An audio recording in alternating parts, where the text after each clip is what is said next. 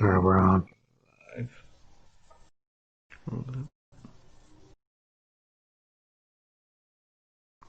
Okay, yes, we are live.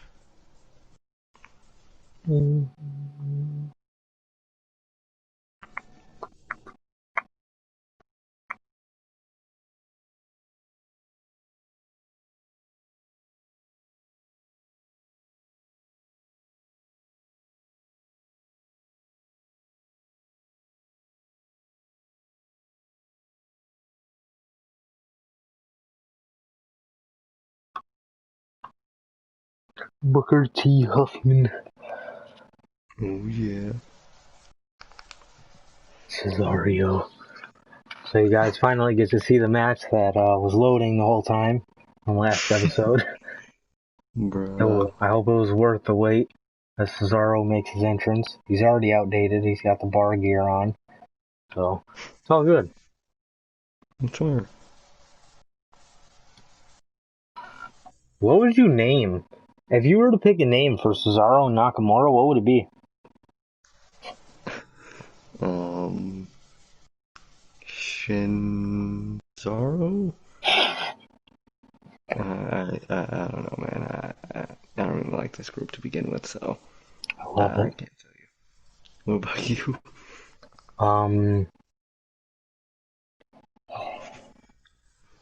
Dude, I don't know. What could you call them? The fucking... They weren't compatible in like the slightest.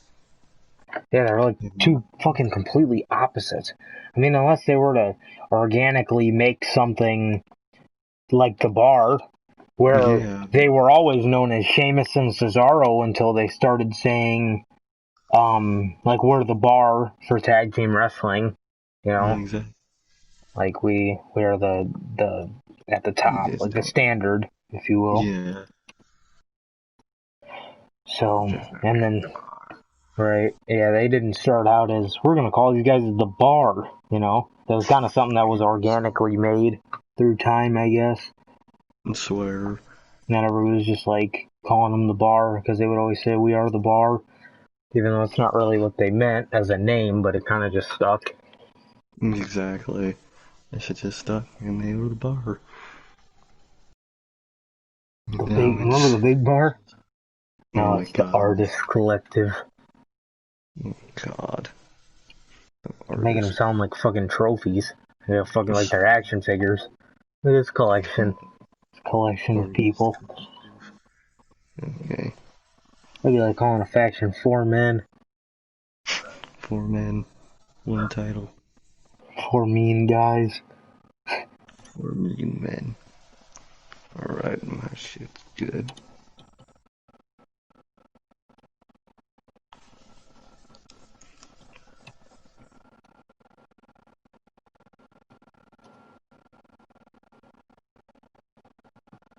What's that other wrestling company? Impact. Boom. Yeah, Impact. Damn, they exist. Fuck Impact, man.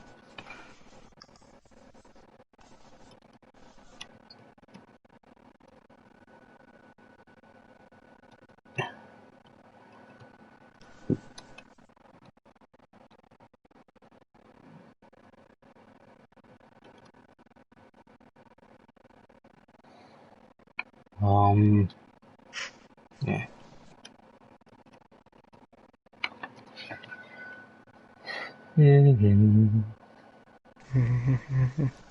Alrighty.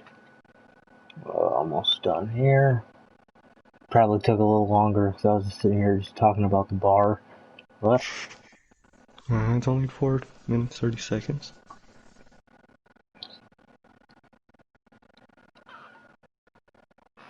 Alright.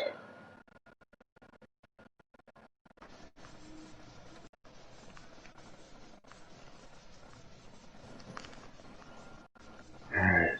Should be good on my end now. Just gotta make sure the thumbnail's on there, and we're all good. We are all Buddha. Alright, it's on there. Wow, episode 17. Here we are. Alrighty. Shit. Okay. Oh. Nothing like hearing you say Gouda again. Gouda. Okay. What is up, guys? We're back with another edition of the Notorious podcast, and we are back live on here. This is our first time doing the weekly show on a Sunday, but since it's going to be a pretty busy week, Technically. I figured, why not just come on here now, give you guys the Mount Rushmores. We were just on here with the news, but I said it would be Monday or Tuesday. I apologize for that, but regardless, we are here now for the podcast, live, and yes,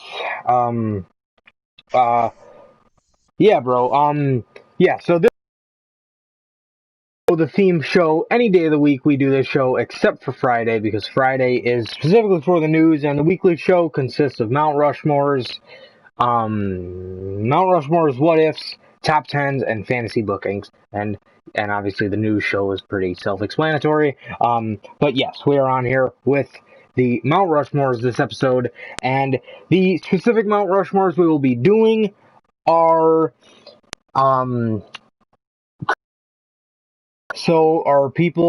people that are the kings of having just a great resurgence of their career. Comebacks, a lot of great comebacks over the years. Obviously, it's every wrestling fan's one of every wrestling fan's favorite part about wrestling, bro, is getting to see people come back and stuff. And characters, a very important part to this business we all love so dearly. Characters, yes. Okay, so regardless, yes, so that is what we will be doing today. If this is your first time watching, first off, thank you for stopping by. Hope you guys do enjoy the show. And if this is your first time watching, if you do not know who I am the Johnny Mayhem, bro. One half of the hosts of this podcast, and for the other host, well, that's my man Sir K on the podcast with us here. What's up, bro? How are you doing this evening? I'm doing good, bro. I'm doing good. My cousin, that happens to be a Mark, actually stopped by today. Got talking. I think Adam Cole's the next Shawn Michaels. He likes Matt Riddle, and he hates these. He thinks these shows are boring without the crowd. So he's clearly smart. Is that the same cousin that was pumped for All Out All In a couple years ago? Yep, that He's was Mark. Mark-ass. It was good seeing him. Other than that, just a normal chill-ass day, bro. How about you, man? Actually, this is, first things first. Still working on the current project. A little bumps in the road at this point, but hopefully I will be able to share with you guys on Friday, I hope. But, this is a first for me. I don't know whether it's good or bad. I don't know how to feel about it, but this is actually my first time I did the podcast the same day I worked. Really? Well, kind of like well, I think I've done one before where I worked like a 6 to 12 and then we did the podcast, or a 7 to 12 and then we did the podcast. But as far as like right after work, this is the only time I can remember. I had to work today, unfortunately, so it was a little bittersweet. But yeah, I mean, it was good. It was pretty dead, so I left early. Supposed to leave at 9, but I cut out at 8, just because it was like absolutely dead. There was nothing to do. So I figured I would just hit the bricks, and I did. So, yeah, and now we're here, bro. But what else is going on in my fucking life? Not really much. I mean, not much I could speak on at the moment. So yeah, but other than that one thing that will be revealed on Friday. Just so you guys know, it has nothing to do with the podcast, but No. have you watched the other week, or I think it was last week? I think it was the last theme show we did. It has nothing to do with the podcast, but it's just some life stuff. So yeah, bro. Yeah, regardless, but yeah. So I mean, I worked today, and I don't know how I feel about it, but it was there. So yeah, I mean, it is what it is. But yeah, so that's pretty much about it. I picked up a tote while I was at work because I'm toting heat. Not really. I'm not actually toting heat, but I picked up a tote to store storage in. So yeah, that was my day. I bought a nice black and red tote for my broom. Nice. So it's a wonderful thing, but Yeah, Go that's neither ahead. here or there. Is there anything else that you guys want to talk about before we get on to the Mount Rushmores? So we'll give it a minute here. Not really. And then we will get on to the Mount Rushmores. Rushmores, man. So yeah, bro. Like I said, today we got Resurgences. So Resurgences, characters, and wrestling comebacks, and we will kick it off with comebacks, bro. Do you want to kick us off with the kickoff? So I'll kick us off, bro.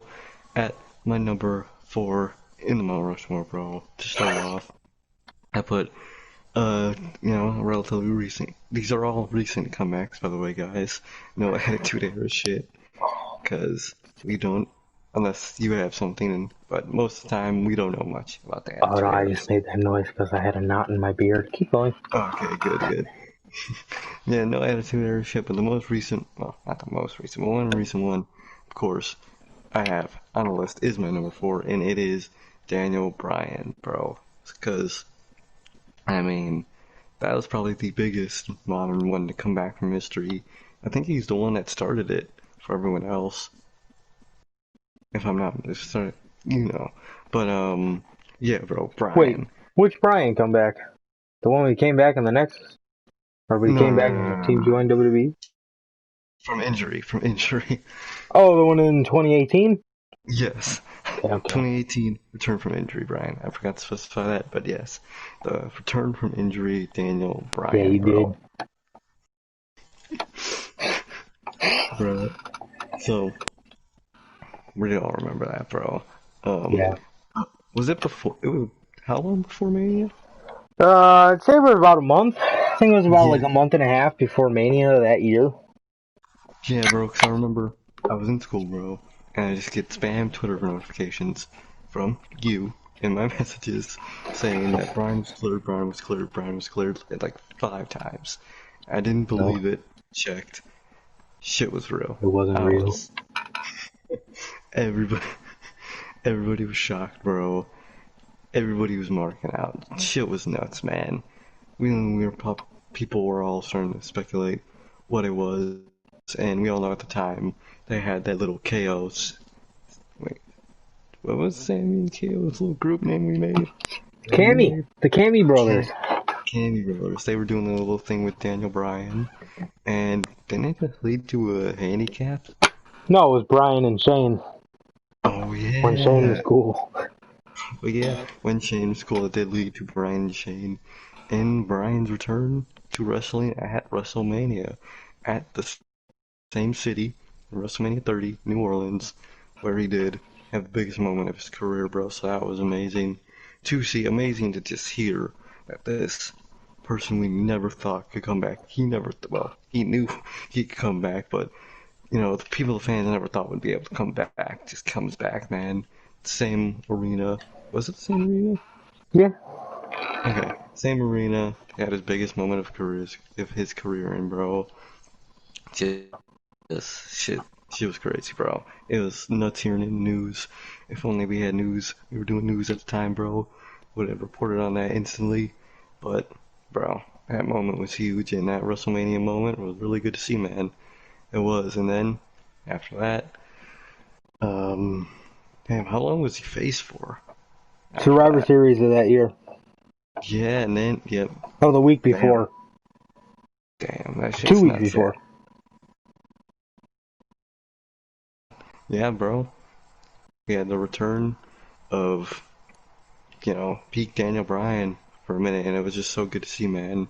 And that just was the inspiration, I think, for so many others to be able to get out of injury and return, man. So that is definitely at the first spot on my Mount Rushmore, bro. What do you got?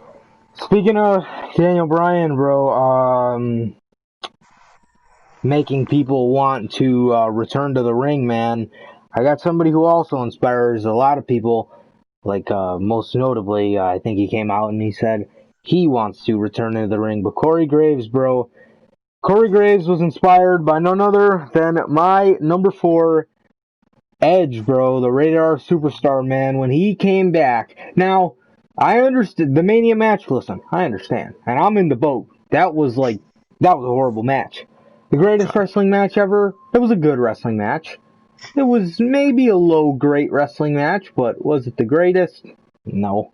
But if I think JD said this on the day of, but he said if that was ever gonna be Edge's final match, that's something you could definitely hang your hat on. But was it the greatest wrestling match ever? God no. At that point, they're just making fun of themselves. But we got Edge, bro. That in that moment, with the emotion of I mean, dude, I and a lot of others grew up watching Edge. You know what I mean? And I remember watching him retire. I remember I was sitting on my living room floor as a little fucking 8, 9 year old kid, whatever. I think it was 8 at the time, but yeah, bro. And it was absolutely just hard to watch. It was just heart wrenching, bro. Because you could tell that how bad he was just trying not to cry, and when he had to redo his entrance, because Edge loves this. We all know that Edge loves this. This is all he wanted. To support not only himself, but he loves the shit out of his mom. You know what I mean? And that's like very well documented. So Edge is a great guy, regardless on how his matches come out. Sometimes you just got to look at the inner part of it, if you will. You know what I mean? This guy, this is all he wanted to do, and he had it taken away from him. And to see Daniel Bryan go through it and come back sooner than he did, I'd have to say probably ticked him off a little bit, which is probably why he went to Vince McMahon and told Vince what AEW offered him. But yeah, it was such a mark out moment. I believe he came out at around number 22, and when that music went off, bro, I mean, granted they missed the first spear on the lifer, but I mean that's neither here or there. But that moment where you could just see him soaking it up, and you could see him, and he looks like he's about to cry. And that moment is just absolutely incredible.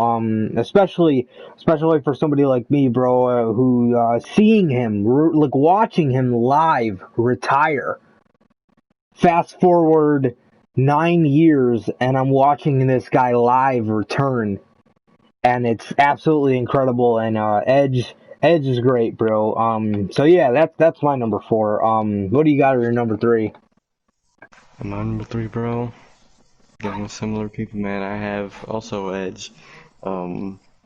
Just damn, bro.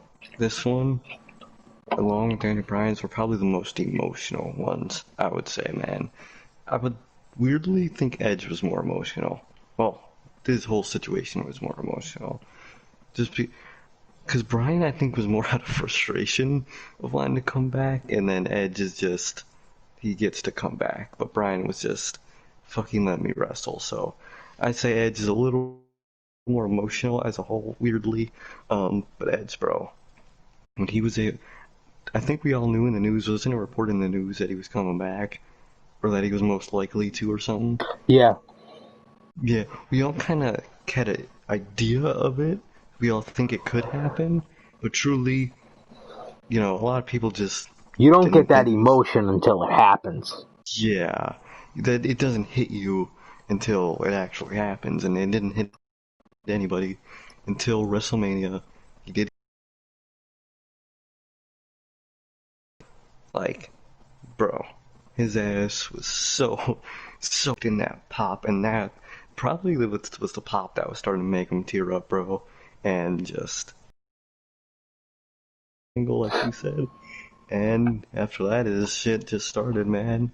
Um, he did in Royal Rumble, he had the little reunion with Rated RKO, Randy Orton.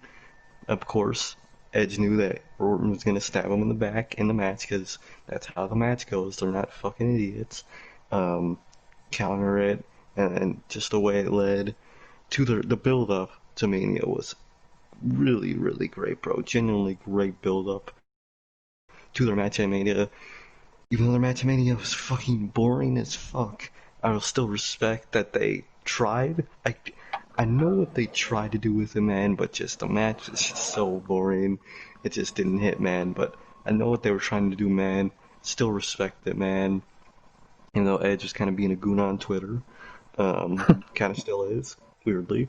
But just, they get to their second match. Not greatest Royal Rumble, their greatest wrestling match ever, which was really like just the greatest, most above average match ever. Like, it was good, but it wasn't great, so it was just a perfect match of above average. Generally good, but the ending was really cool when Orton brought back the Punk kick, and it's just this storyline is just very good for both parties, man. Sucks that Edge is kind of injured again, different from his normal injury, which is good. So he's not going to be out forever again, but he comes back, match 3 with Orton, we all know it, man. So, yeah, man, Edge was definitely probably the most emotional one on this list, bro. But, yeah, bro, Edge is my number 3, bro. Who is yours? Next up, bro, I got Matt and Jeff, bro. The Hardy brothers, the Hardy boys. Yeah, bro. Dude. One of, if not the loudest pops I've ever heard at Mania. Now, although, to get the bad out of the way, the return did not end up panning out. Obviously, I mean, if the fucking return panned out, then I don't think Matt would be in a completely different company right now, but what are you gonna do? The return didn't pan out, but the moment, bro, Jesus, dude, people have just been wanting the Hardys back for so long, in WWE, because it's almost like nobody was really ever too big on Matt, but he got to a point where people were like, oh, fuck, we need to see Matt Hardy in WWE, bro. This broken shit would be great with the WWE budget. Well, people also do kind of forget if they can use their budget, but Matt doesn't get to use his ideas. So, but, and then Jeff, dude. Jeff was in his prime, and he was taken from us. And I think that all stung a little bit, for everybody. And then him being gone so long, it's just like, man, like, it's always raises the question, like, what could have Jeff been? Or, you know what I mean? What was Jeff Hardy gonna be if he didn't retire, or get released?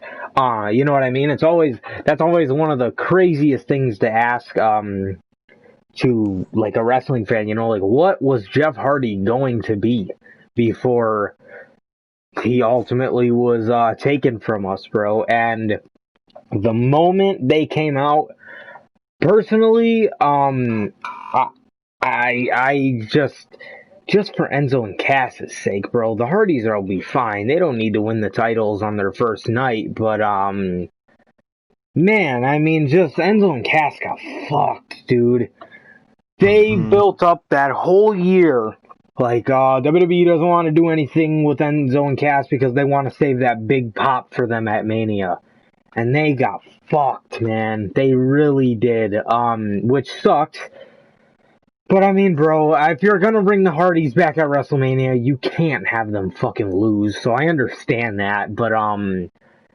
But, yeah, I mean, sucks for Enzo and Cass, but I understand you can't fucking have the Hardys lose, but the Hardys will be the Hardys, and they'll be fine, bro. But, man, yeah, I mean, dude, such a mark-out moment. You kind of did get the botch there, where Michael Cole said that things were about to be broken, and they weren't. They were Team Extreme. But Michael Cole is his own separate thing. He is the greatest commentator in space and time. So there's nothing you can do save Michael Cole. He's gonna say whatever he wants, however he wants to. So, what are you gonna do about Cole? But yeah, bro. But man, the moment was just absolutely one of the best, and it was genuinely incredible. Incredible to see pan out. And I mean, now it's a little bitter to talk about it just because how everything ended up happening, but it's like, it almost makes me think, like, God, what could these guys have fucking done if they weren't taken from the indies? And the cool thing about that one, too, was these guys totally lived it. They totally lived the comeback surprise.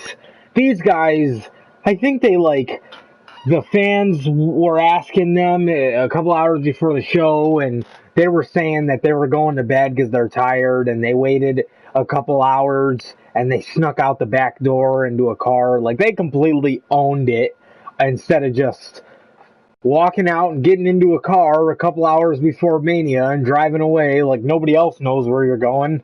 Well, nobody's gonna suspect anything if you're just hopping in a black SUV in the middle of the day and driving away with tinted windows. So, but yeah, these guys absolutely lived it. They didn't want anybody to see them.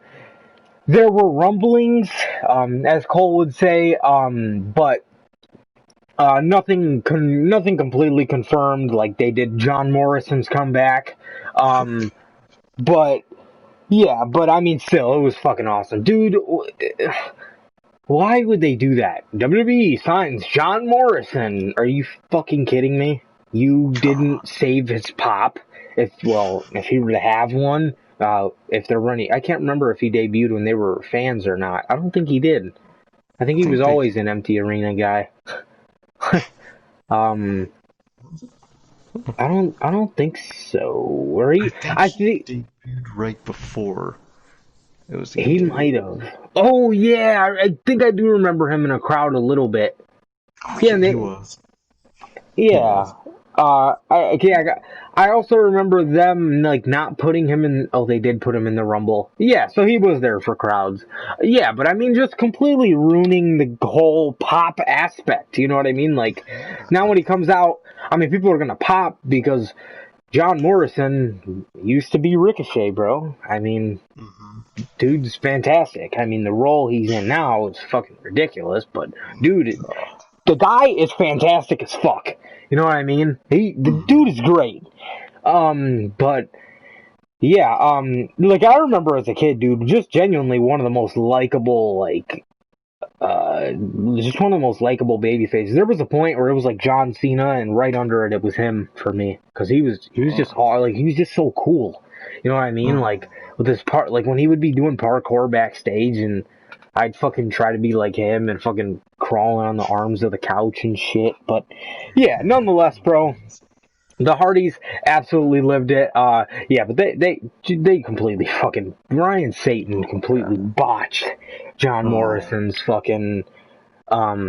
Well, I mean, I'm sure he was told to say it by somebody, but whoever made the decision to announce that on WWE backstage is fucking stupid and doesn't understand the point of wrestling. Like, bro, get the pop. Don't announce it on a talk show. Yeah, so the Hardys, bro, definitely one of the more cooler comebacks. I mean, nowadays it's not that fucking cool considering how everything panned out. But yeah.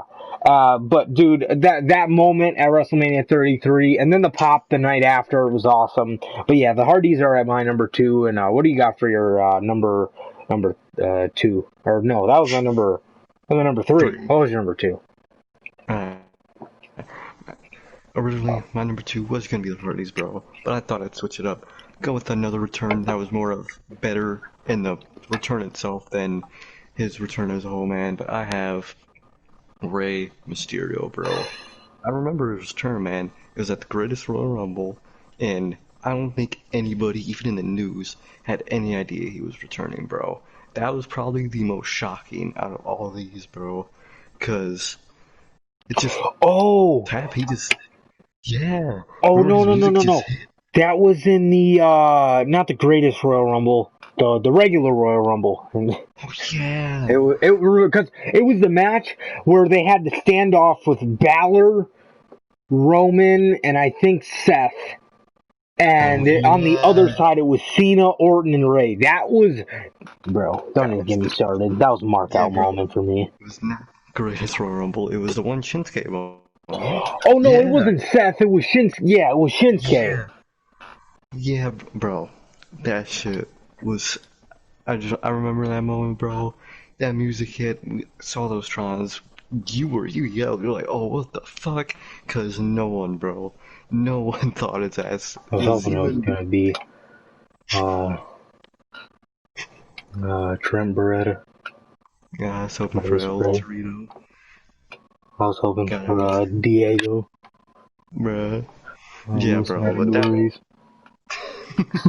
that return was so awesome in the moment, man. Music hit. Everybody was shocked.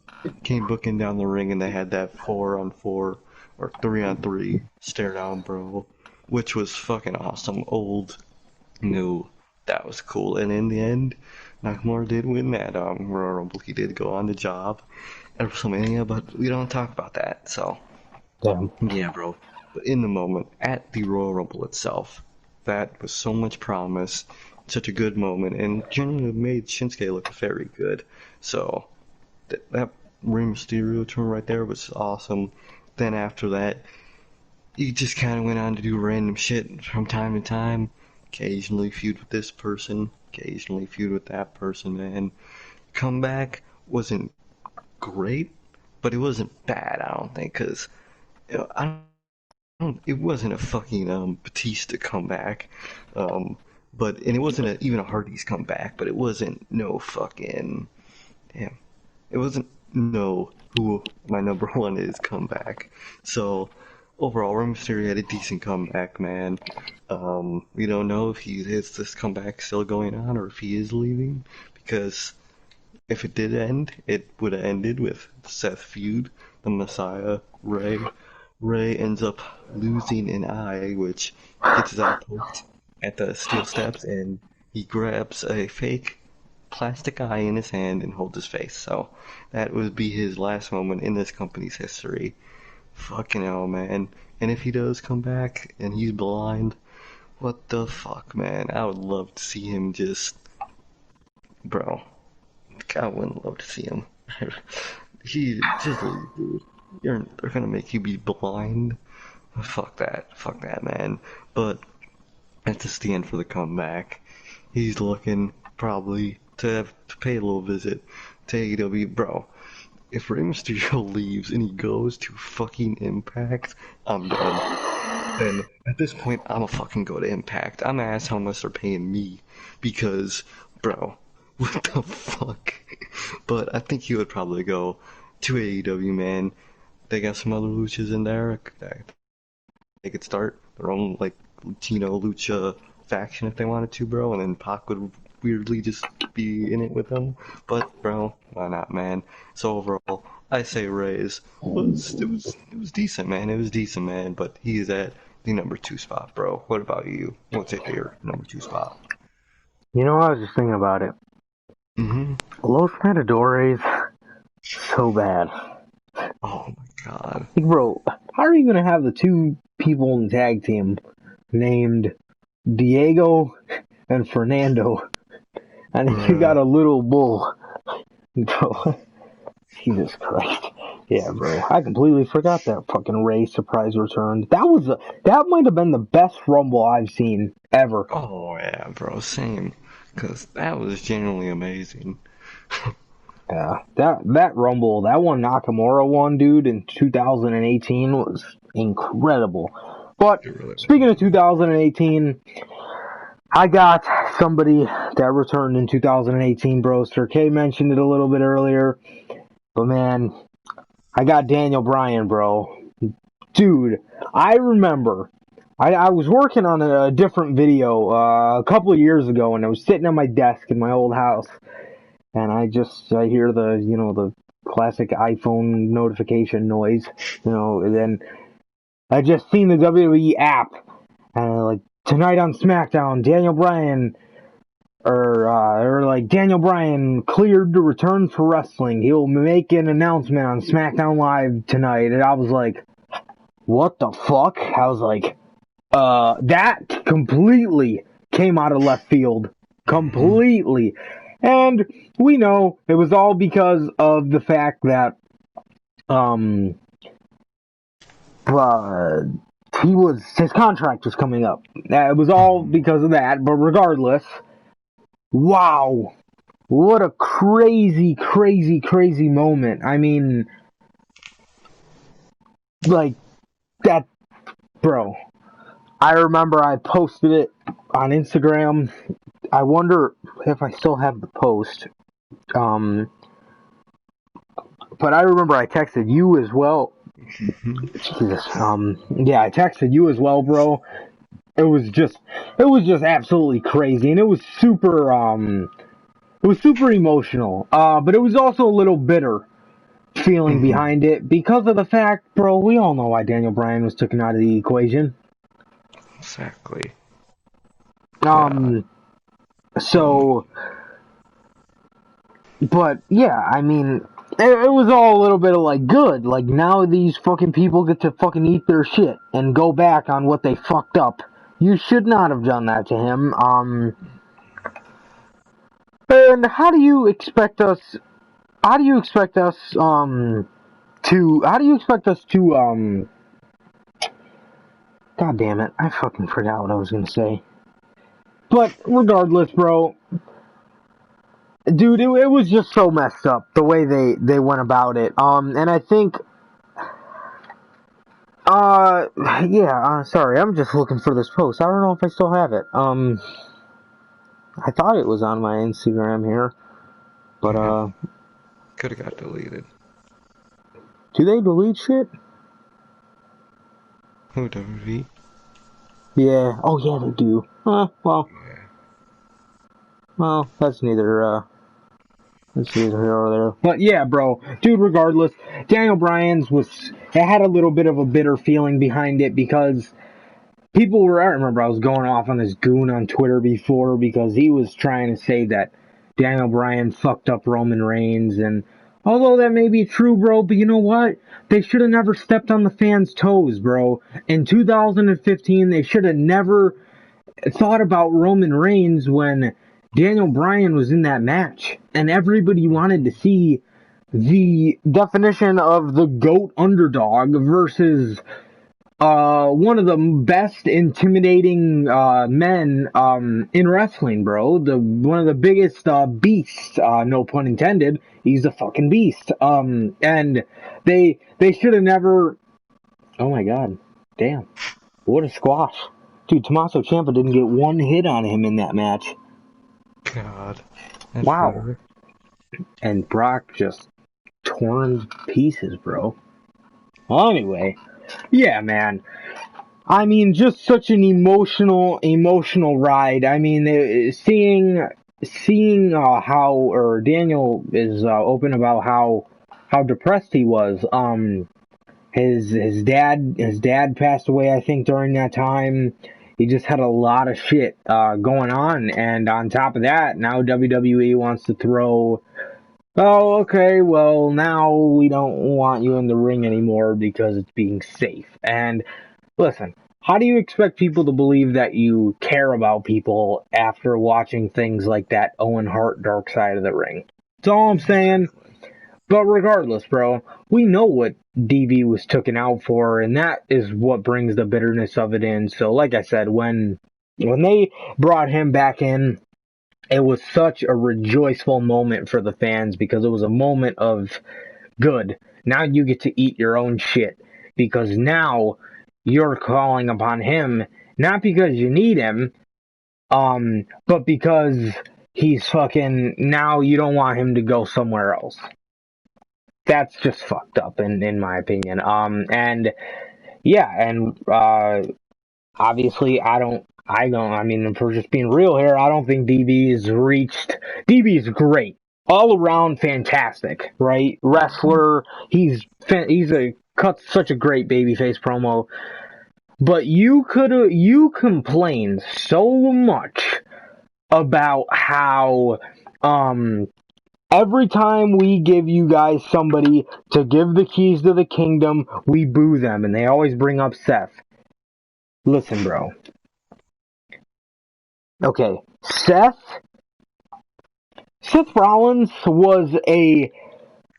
First of all, if you really want to look deeper into that, bro, the guy we all wanted was Daniel Bryan. We liked Seth because of his wrestling, and as soon as you took that away from him, just so happened to be as soon as he won the World Championship, bro. And that right there is bullshit, first of all. And first of all, Seth is no Daniel Bryan. Seth is great, right? And they always complain about how we give them people and we don't like them. That's because you fucking ruin every aspect about what made them great. Seth Rollins burned it down. Yeah, great. He lived that shit. He actually burnt it down, bro. Literally every night in the ring. But you complain about that, yet when you have somebody that we are completely behind in every aspect, like Daniel Bryan, yet you wanna turn the corner and go to Roman? And completely give up on what this guy has been building for himself? That's just blatantly fucking stupid at that point. And yeah, 100%. It's completely fucking stupid. And Seth was another one, bro. You want to make this guy boring, and then when we call you out, then you want to play the card of, well, what the fuck? Every time we want to push somebody, you guys don't like them anymore. Okay, you can't play that card when you know when this guy was at his hottest, and when everybody wanted to see him at SummerSlam facing Brock for that championship. You have the audacity to put him not in a match with Brock, but you have him fight for the Intercontinental title? Come on, dude. And then, like I said, when you want to give this guy the keys to the kingdom, along with having the keys comes now you have to dumb yourself down and be boring and be an absolute idiot on Twitter. I mean, these people are like absolute babies, dude. Like, straight up babies. But, yeah, bro. But Daniel Bryan, that return, like I said, there was a lot of bitterness behind it, but it was such a rejoice for the fans. Even though WWE had a shitty narrative behind it, it was such a rejoiceful moment for the fans, being that this guy got screwed, bro. This guy got fucking screwed. And they should be ashamed of themselves, realistically, for what they did to him. They made him give up what he loves not because they fucking care about him, but because they want to push a different narrative for somebody that spot should not have gone to. You know how sympathetic and fucking... Dude, Daniel Bryan, that year he retired, bro. That fucking year. He wins the WWE Championship. Crazy moment. Breaks his neck. Not breaks his neck. I think he broke his neck. I'm pretty sure. Something happened with his neck. And he's out. He comes back. Royal Rumble, bro. Does not win it when everybody wanted him to fucking win the match, bro. And then you have him win the IC title. Now he's got to relinquish that because he's feeling some injury in his neck again. Bro, do you know how sympathetic it would have been if this guy comes back from injury, wins the Royal Rumble just to make it to Mania and get cashed in on by Seth? Do you have any idea what you had there, bro? Seth would have been a fucking monster heel, bro. And then that's the other side of the knife, bro. That's a double-edged sword. You have Daniel Bryan, who's babyface as fuck. There's your main event for SummerSlam right there. Right there in front of you. Because you got Seth, who's now this monster heel because of this moment everybody's been waiting for. And then you got the sympathetic babyface Daniel Bryan. But instead, you want people to feel bad for Roman. Like anybody's gonna feel bad for him for what reason? What reason? This dude has been the chosen one, and you want us to feel bad for him for what exactly? Whack to me, bro. But kind of rambled on there, so I keep fucking forgetting what I'm saying. I'm trying to fucking do other shit. Trying to find this post and whatever, but apparently it wasn't up there. But yes, I apologize for going on, but what do you got for your number one? On my number one, bro, I have the 2018 Tommaso Ciampa return from injury, bro. Bro, Damn. this return. Not only was the return itself amazing, but, well, the moment itself was amazing, but the comeback as a whole was probably the best thing I've ever seen in wrestling, bro. 2018, bro. January, Takeover Phoenix, bro. Johnny Gargano after Oh, let's take over Philly. Oh, Philly. I'm dumb. Got the wrong P mixed up. Yeah, Takeover Philly, not Phoenix. I'm dumb. Takeover Philly, bro. After Gargano finally built himself back up, man. Biggest opportunity of his life, of his career, bro. He loses it, and after his biggest loss of his life, man, his biggest enemy returns. Hits him in the back, bro. Got his new look. Fucking jacked. Got the fat ass beard. Looking like a beast, bro. He's got the crutch. The camo crutch. Cause why the fuck not? Still got his brace on. Camo pants, bro. That shirt will always be legendary. Bro, people talk about iconic merch. That's one of our eras. Hands down. Most definitely. Because, bro. And then, after that, bro, they went on to have the best feud I've ever seen in professional wrestling, bro. Yeah. From their match at, what was it?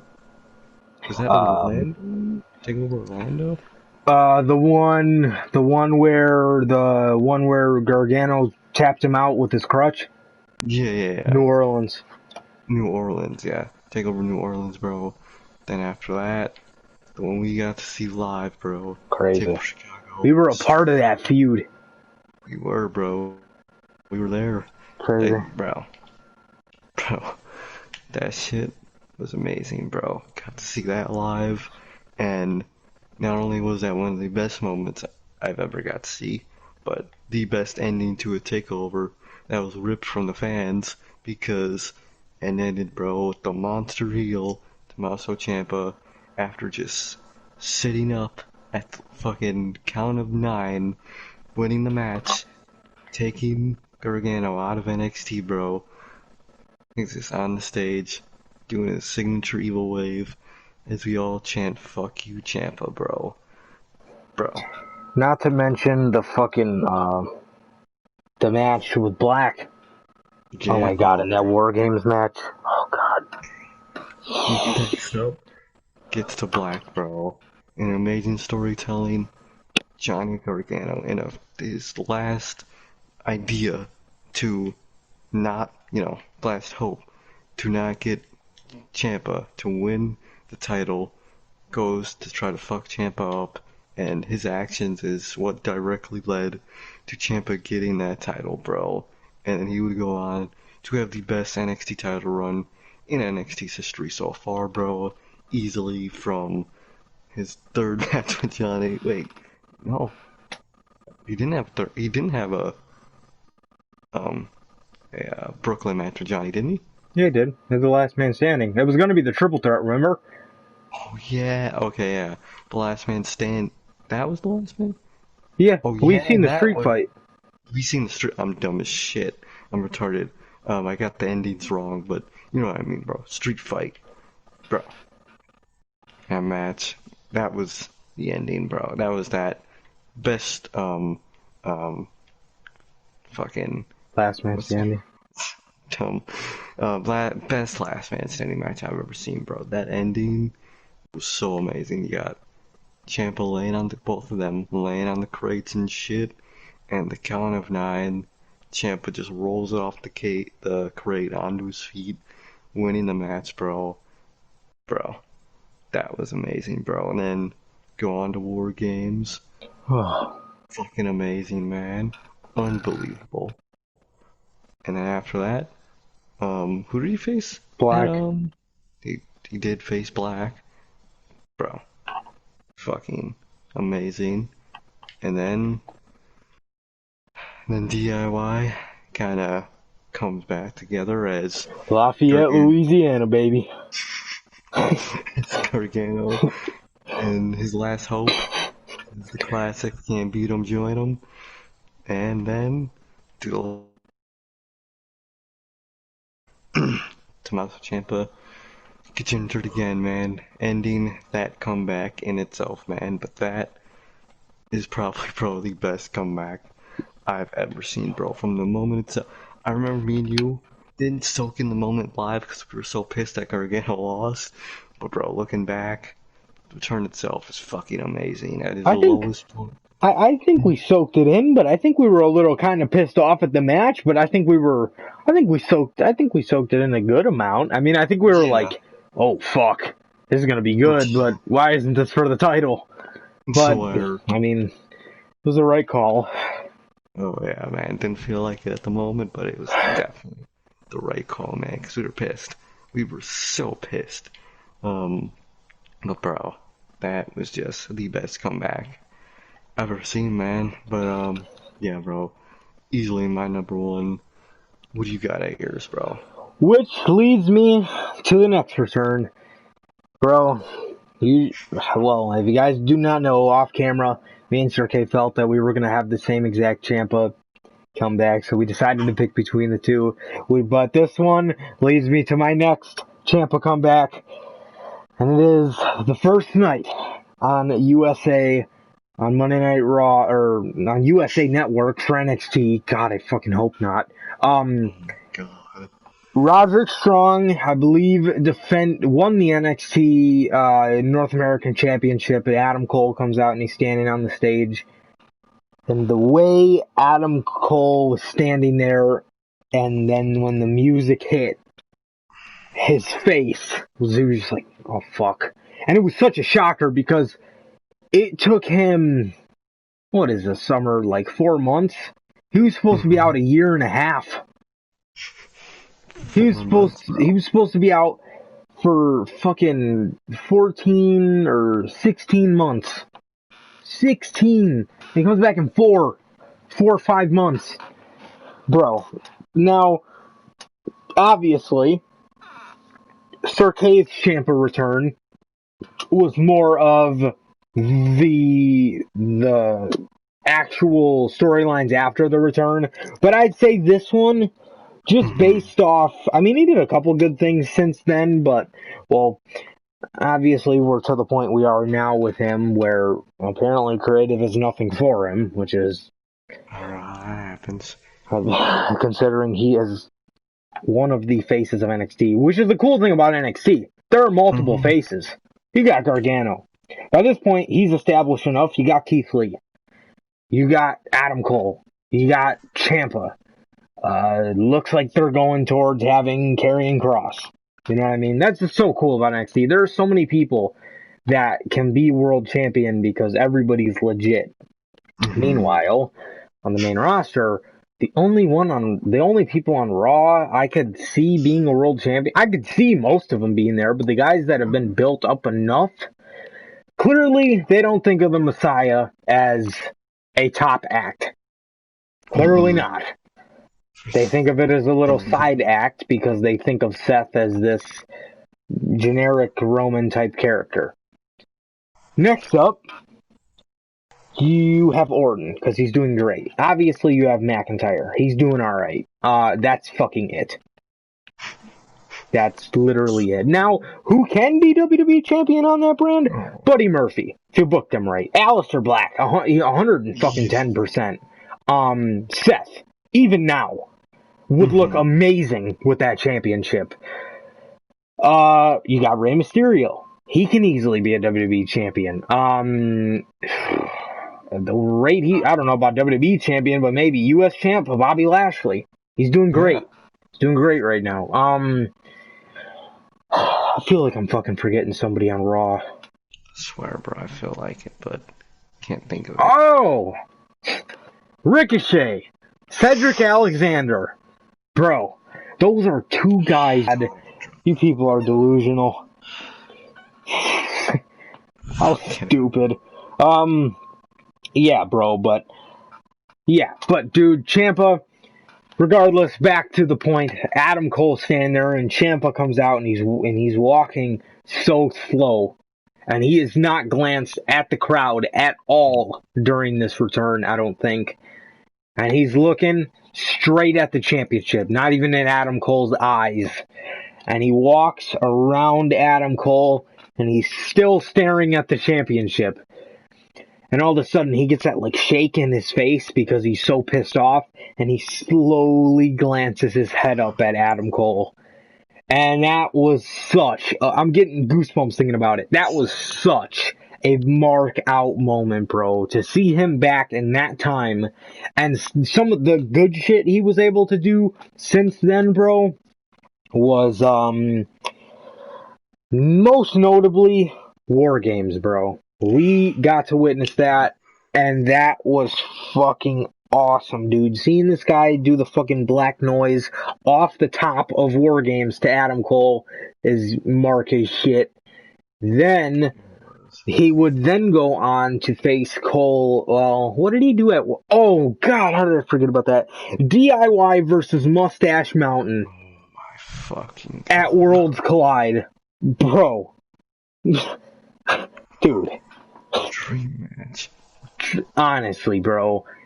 And then after that, to have that match at TakeOver Portland with Adam Cole, which was fucking awesome.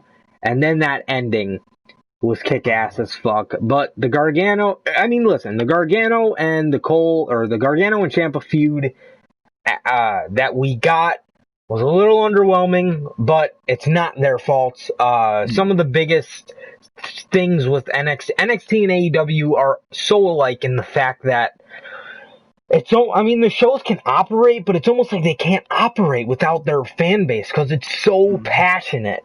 As regards to Monday Night Raw, when you got people there that just fucking randomly got fucking passed down these fucking tickets by 5 family members, and they have no idea who the fuck is in the ring. They don't even know the owner of the company. They just think Stone Cold Steve Austin's gonna be there and he's gonna fucking throw beer all over everybody.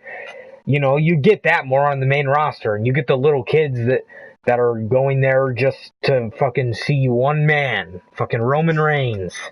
But with NXT and AEW, bro, you got people in our age range and older. You know what I mean? Yeah. We're just geek out for this business. Yeah, it was a little lackluster, but it's not their fault at all. And will they cross paths again? Definitely.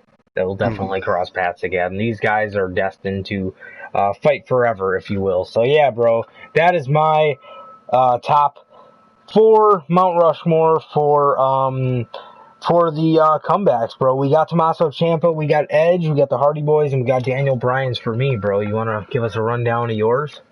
Hell yeah, bro. I had Tommaso Ciampa also, his 2018 comeback. I had Rey Mysterio, Edge, and Daniel Bryan, bro. Pretty similar list, but pretty similar for a reason, bro. So. For sure, bro. 100%. Moving on, bro. Characters. Characters are a very, very important thing in wrestling, bro. If you can have a character that connects with the audience or something that is creepy enough to make people say, like, wow, this guy's really good at his job, or wow, this guy is creepy as fuck, and I don't even want to think about him because he scares me. Or bold characters, bro. Guys like Stone Cold, guys like The Rock, people that just have character, man, which is something we lack, which is something that they sucked right out of Aleister Black. And yeah, I mean, you know what I mean? So the character important as fuck, you know what I mean? If you don't have characters, you got fucking 30 Roman Reigns and a 2018 Bobby Lashley on your roster. You know what I mean?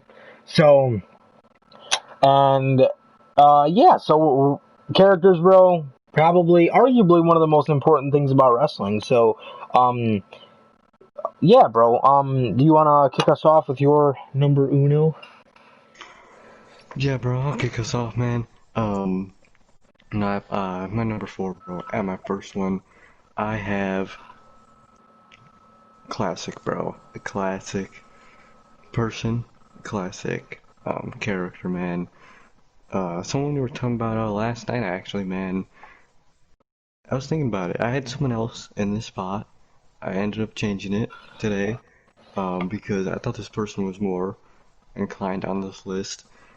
But for my number four spot, I have Devil's favorite demon, Kane, bro. Kane. Being honest right now, for Kane right now, it's a joke. If he would come back right now, he would be a fucking joke. We all know that, man. After Corporate Kane, he died. He died a terrible, terrible death. But before that, man, bro, Kane was badass. Like, his bald days were even badass, bro. Yeah. He's out there coming out to the best Kane theme song to ever exist. Slow Chemical, bro. Walking out, beating shit up. Amazing, bro. Unfucking believable, man. If you go back in time, I know this isn't really much about older guys, but like, oh well, in my opinion. But bro, the shit he used to do, make kids cry, man. You saw it yourself. Kid was fucking crying about Kane. Make kids at home cry. Kane's a beast, bro. His debut was even cool, bro. That original Kane look is fucking beast, bro. A lot of people say it actually isn't Clem Jacobs behind that debut mask, but hey, man, I have no fucking clue. All I know, that Kane character is badass, bro. Ripped open the cell, man. Beat up Undertaker, who they said was his long lost brother, or the brother that he like burnt alive and shit. That storyline, man. Um, even Team Hell No Kane was generally fucking fun as Oh, shit. he's funny as hell. Like, bro, Oh, that was fucking great. that part in the little Dr. Shelby's office where he's talking about that morbid ass Oh shit, my and god. you just pan over, and it's just they're all horrified. That shit was genuinely funny, man. Talking about, well, I buried my brother, burnt me alive, so then I ended up burying him alive, like twice. Like, bro, that shit was hilarious. That team as a whole is fucking fun as shit, man, to see, man. The reunion, like most reunions nowadays, aren't the best, but it was a cool moment to see, man. I don't know why they hugged instantly, because their thing was that they always bickered, but hey, man, what can you do, man? But overall, I think Kane is definitely an underrated character, but a great character nonetheless. He's at my number four spot. Who do you got, bro? On my number four spot, bro, I can't not start this off with the Kane's brother, bro. Undertaker, bro. Man, dude, he is the standard for the character. And not only was it a great character, and I definitely want to emphasize that as much as I can, this guy just was a beast character, bro. Like, Undertaker from the Ministry looked creepy as fuck. Oh, Like, yeah. so creepy, such a badass look. But I also want to emphasize the other side of it. You're talking about a man, Mark Calloway, who genuinely, in every sense of the word, gave his life, his heart, his soul, bro, his passion to us, and not only to us, but his character and the people that he worked for, and he made it absolutely incredible, and memorable for, I'd say, every fan base up until like the newer generation of fans that just started watching like after the streak, you know what I mean? But for people Mm-hmm. that have seen, you know what I mean? For people that have seen and watched Undertaker, which by this point, WWE Network, anybody can. So, for anybody that has seen The Undertaker from back then, which I'm sure everybody and their mother has, and watched clips from the 90s and the 2000s and the little bit of the 2010s when I was growing up, I'm pretty sure it's not the best version of him, but I mean, bro, the matches with Shawn Michaels, people say it's the greatest WrestleMania match ever. Shawn Michaels and The Undertaker. There's been a lot of WrestleMania matches. I mean, you gotta have done something right for people to say that was the greatest WrestleMania match ever. So, yeah, man. But dude, somebody who just completely gave his life to us and he lived his gimmick and he loved it and he just wanted to create a memory, which is what so many of these wrestlers nowadays don't care too much about. A lot of them apparently just fucking care about getting their paycheck and doing what they gotta do and leaving. Mm-hmm. And that's fine, but those people don't need to be in a top spot, bro. Get the people that want to create a memory. They want to have a legacy, bro. Like when they lost the Revival, they completely lost a gem, bro. People that No. care about a legacy and a tradition and a fucking and care about creating a memory are the people you want on your roster, bro. Not people that are just gonna say, "Okay, that's what I'm doing tonight," and that's what Undertaker did, bro. He created a memory. He created a memory for all of us, even though he fucking psyched us all with his fake retirement. But he genuinely created a memory through his career and through his life. And Mm-hmm. dude is truly a legend, bro. So that is my first face on my Mount Rushmore of careers or characters, bro. So yeah, who do you got next? For my next spot, bro, I have not a scary character, but a different character. I have the Broken Hardy gimmick, bro. Like, bro, this gimmick was just so unique, so different, so like you would say it was like Wyatt levels, but just without the creepy factor, more of just the fun, goofy, but not Vince McMahon goofy level, bro. It was like the perfect mix of it all, man. And it was just genuinely awesome, man. You had all his characters. He had just his family members he just made into character, bro. He had himself, Broken Matt Hardy, man. The Broken One. You had Queen Rebecca, his wife. Um, his child, who only one child at a time, King Maxwell, bro, and then he would eventually go on to have fucking fuck, isn't it? Some Lord starts with L. Wolfgang? Lord Wolfgang, yes, he would end up going on to have Lord Wolfgang. I can't fucking speak, bro. Even had inanimate objects as character, bro.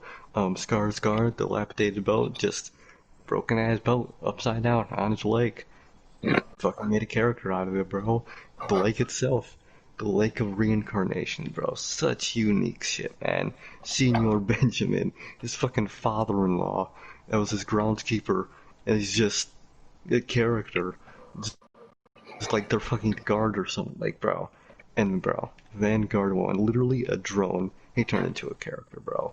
Just generally cool-ass shit, bro. You can't And forget the then, most important one. Wait, what were you oh gonna say? yeah. No, no, go ahead. Oh no, I want to hear. No, no, I was just gonna go on for, the rest of what I was gonna say, but just go on. Who am I missing? Zarbar, Zarba, bro. Bartholomew. George Washington, bro. Oh my God. Bro.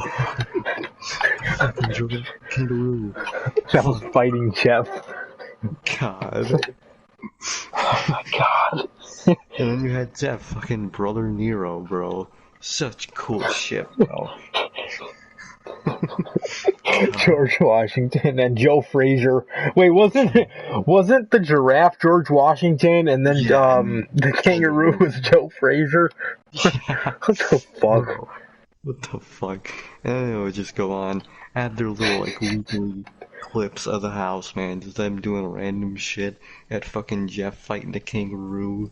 Fucking Matt just dicking around the house, man. Punish me, And Joe. Punish me. Punisher. Those Fucking kangaroos swear. kicking him. Jeff Swear. fucking runs out of fucking the camera. So Cause fun. I fucking laughed, swear, bro. And you had their deletions, um, I think you could probably say some of the OG fucking, not theater matches, Cinematic? theatrical cinematic matches. Like, kind of like the OG. I feel like there might have been some back then. I feel like there was, but these are the modern era OG fucking cinematic matches, bro. Yes, sir. Bro. That one with Decay, bro. Bro. Deleter Yeah. DK. Swear, Rosemary won fucking taking King Maxwell as one of their own, bro. You had the mix of Crazy Steve and Abyss tag, bro.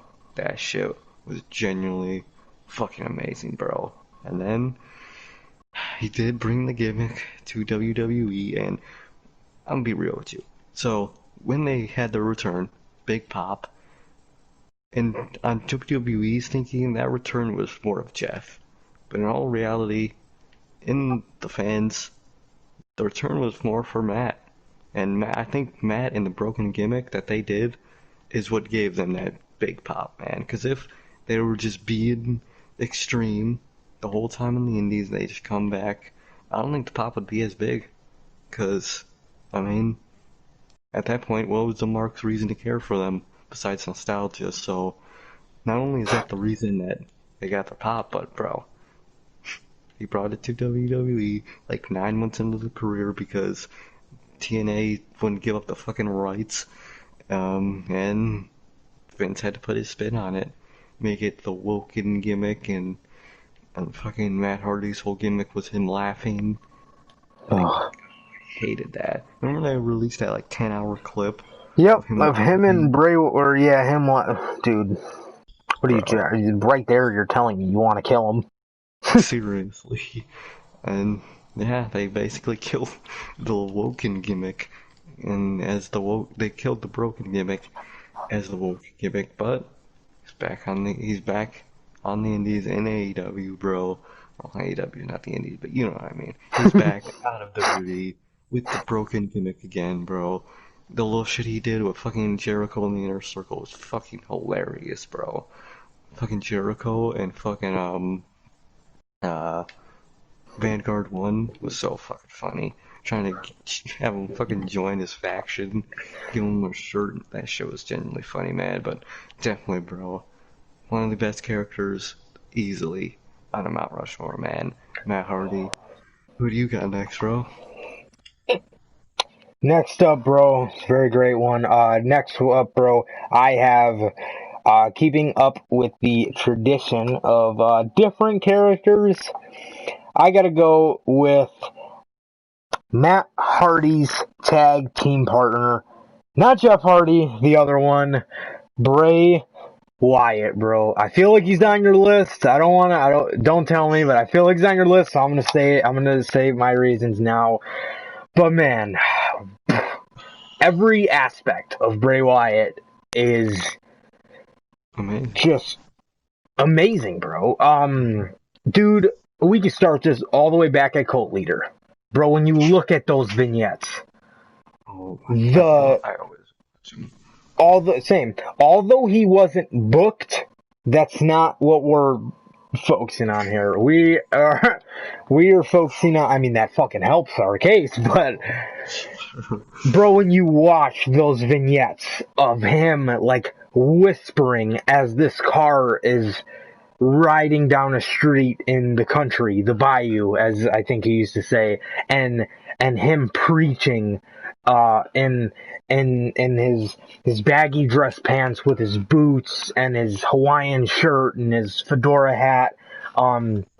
It was Bray is so different. We've never seen anything like that. I mean, we've seen it from Waylon Mercy, but he never really became anything. That's where he got a huge inspiration from, but man, I mean, just incredible, cult leader gimmick.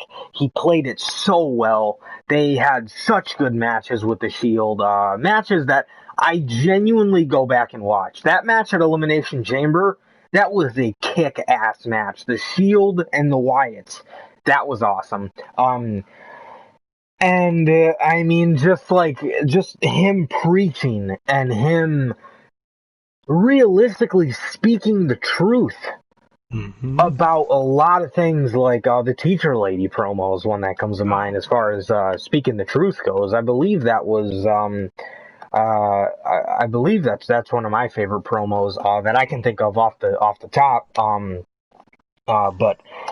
But man, I mean, this guy's mic ability, the passion he puts behind the mic, and the passion he puts behind a stupid little vignette in the barn, the passion he puts behind it makes those great. They make it absolutely great. Just him sitting in a barn, bro. The most generic thing, he turns into the fucking greatest thing you will ever hear. And just his mind games. And then when we move up to now, man, I mean, he kind of went through a little speed bump there when he was kind of just talking about shit and losing, but that was a little speed bump there. But man, when you talk about now, man, bro, this funhouse, it's like it exists in his head, and he has these two separate worlds. Like, I was thinking about this yesterday. Like, Funhouse Bray is the happy side of his personality. And when you open up his mind, the Fiend is his anger, and the cult leader is his depression. Swear, And bro. it's his mental, and it's his mental, basically him just trying to speak out and help the world and share his thoughts with people. It's his depression. Bro, there's so much, and not to mention the cinematic matches, bro. This guy, I don't care what anybody says about the fucking swamp fight. That was badassery, bro. And I said this on Friday. It was not as good as the Firefly Funhouse match. I mean, that's plain and simple. We understand that. That's water under the bridge. But bro, if you did not like the Firefly or the swamp match, come on, bro. Come on. What are you doing, man? That was awesome. And that's not even just me being a mark. I thought it was just so cool. Maybe it wasn't shot as good as the Firefly Funhouse match, and maybe it looked a little more DIY filmish, but bro, it was great. Once you really break it down, you gotta break the matches down, bro. You have to really be invested in Bray Wyatt enough to actually think and think about what he's doing and then what is happening in the match. And it's a lot of his movies are like the movie Us. A lot of people don't like the movie Us, but a lot of people don't like it at first. But a lot of people like it after they watch it the second, third, fourth time. That's how it is with Bray Wyatt. You have to watch it a couple times because of the fact it's so damn detailed. And you have to go back because you might miss some shit. And you gotta go back and you're like, okay, so this means this to Bray, and this means this to Cena, and this means this to Strowman, like the little play on Alexa Bliss. Alexa Bliss obviously means a lot to Strowman because they had a thing going on a couple of years ago, but so it's all about the mind games of Bray, and the Funhouse character. Dude, Bro. when you talk about a character that is so just like, he's such a good person, but everybody mistakes him for evil. And it's like, he just plays the mind games, bro. He will be so nice, but then he'll get so dark when he's talking about that anger side of his mind. That's kind of how I've been thinking about it. I was thinking about that last night, about how Bray Wyatt's, like, what maybe the story behind, like, his character could be, and that's the one thing I thought. The Fiend is his anger, the cult leader is his depression, the sad part about his life, and the Firefly Funhouse Bray is his happiness. Mm-hmm. Something to think about, bro. It really is something to think about. But yeah. So, dude, but the Fiend, bro. When you talk about somebody who is buried and they come back with that, and it is their way of saying, now I'm unleashed. Now you guys aren't going to tell me what the fuck to do. Want to know why? I'm going to hold you by the balls because I make you fucking money. So now you're going to push me. And they have. And bro, I don't really see him leaving WWE, but if he fucking did, if they get to the point where they resign him, for the company's sake, they need to put a no speak ill clause in his contract because this guy has so much that he can just be so mad about. I hope they don't put it in there, but for the company's sake, if they don't put it in there, this dude better go off, bro. Because, and you know he was pissed off when he lost to Goldberg. You know it, because didn't somebody tweet at him like, WWE, what do you want to do? Just ruin all your characters? And Bray quoted it and put, yes. Bro, we had a little hiccup with the Fiend, but if you're a Fiend mark, like we are at this Notorious Heels podcast, it's not something we can forget, but it's something that we should, for the sake of humanity, probably put into the back of our mind so we don't drive ourselves crazy. The dumbest booking decision ever. Ever. Ever. In the fucking history of WWE, dumbest booking decision on the planet. Dumbest shit you could ever do. They nailed it. If they woke up that day and said, we're going to make history for being the dumbest fucks to ever own a wrestling company, they need to go in the Hall of Fame for fucking idiot, fucking retard dumbasses. Because that was exactly what they showed that they are on that night when they had the Fiend lose. And I know Bray is just trying to be a good guy and do his job, but truth be told, that was me. I would have walked out. Fuck you. Go fuck yourself. I ain't fucking losing to this dumbass because he thinks he's fucking Superman when he's fucking 60 years old. He can go suck a fucking fat dick. So, fucking... That's what I gotta say, bro. But Bray Wyatt, one of the best multi-dimensional characters ever, bro. In my opinion, in my truthful opinion, also I did not grow up in the Undertaker days, but in my truthful opinion, greatest character we ever seen for the reasons I just stated. Yes, again, sorry for fucking going on, but what do you got for your third face on your Mount Rushmore? Oh, it's my second. Is it? Mm-hmm. This was your third. No, it's my second. Didn't you go first though? Yeah, well, I already did Kane and Hardy. And then I did. Oh, so this is your third. Right? Well, you know what I mean. Like, I go down. I'm in numbers. Oh, yeah, I go. Okay, I get what you're saying. So you got two left, right? Yeah. Okay. So, Who's your next? Who's your next face? my second, third, however you guys want to see it, man. I have, when you already said, obvious one, indeed, I have The Undertaker, bro. I mean, this one's like obvious as shit, man. It's the fucking Undertaker, man. The classic character, because that's what we all know him as the Undertaker character, bro. When we think of Undertaker, we don't think of the guy with the fight in his house, Mark Calloway, just cooling it. We think and when we think of the name Mark Calloway, we don't think of the person, we think of the Undertaker, bro. We think of the hat, the gloves, the fucking that leather coat or leather, whatever, however you want to classify what he wears as. We think of that, bro. We think of gravestones. We think of him, man, because, like you said, bro, he is the definition of lived the gimmick, bro. Because he never broke character until modern era, until after the streak, bro. So, like, bro, on interviews, on anything, even when wrestling was exposed as fake, he still lived the gimmick, bro. He still was the character. He still did any interview he had as the Undertaker. But no one knew how he lived at home. He didn't go on podcasts and start talking about shit. Like he lived the character, man, and his character had the WrestleMania streak for how many? I think 20 plus. Didn't he lose it at 21-1? Is that Yes. how he was? Okay, so for 21 straight years, older than I even am, fucking over 2 decades, at the same show, bro, he won every single time, keeping his character. That was his character at that ended up defining his character, bro. Winning His at soul. WrestleMania. Yeah, that was his soul, man.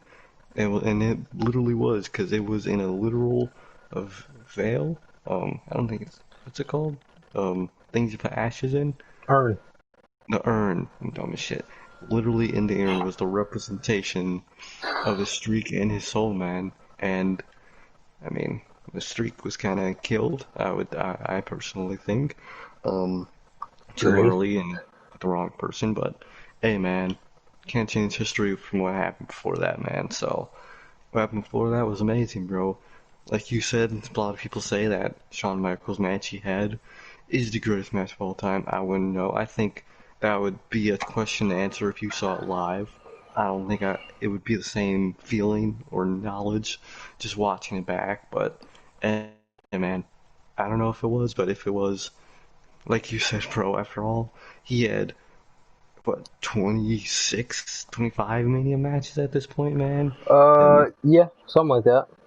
And they're saying that's the best one, bro. So, like you said, that's gotta mean something.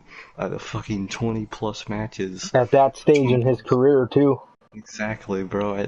But people say it's his peak, man. So, yeah, bro. Talk about someone who lived the gimmick and who literally was the gimmick, man. And he's the iconic. Well, he was, in my opinion, too, was the face of horror in professional wrestling, man. So definitely at my number two spot. Number three, however you want to look at it, I have The Undertaker, bro. Who do you got?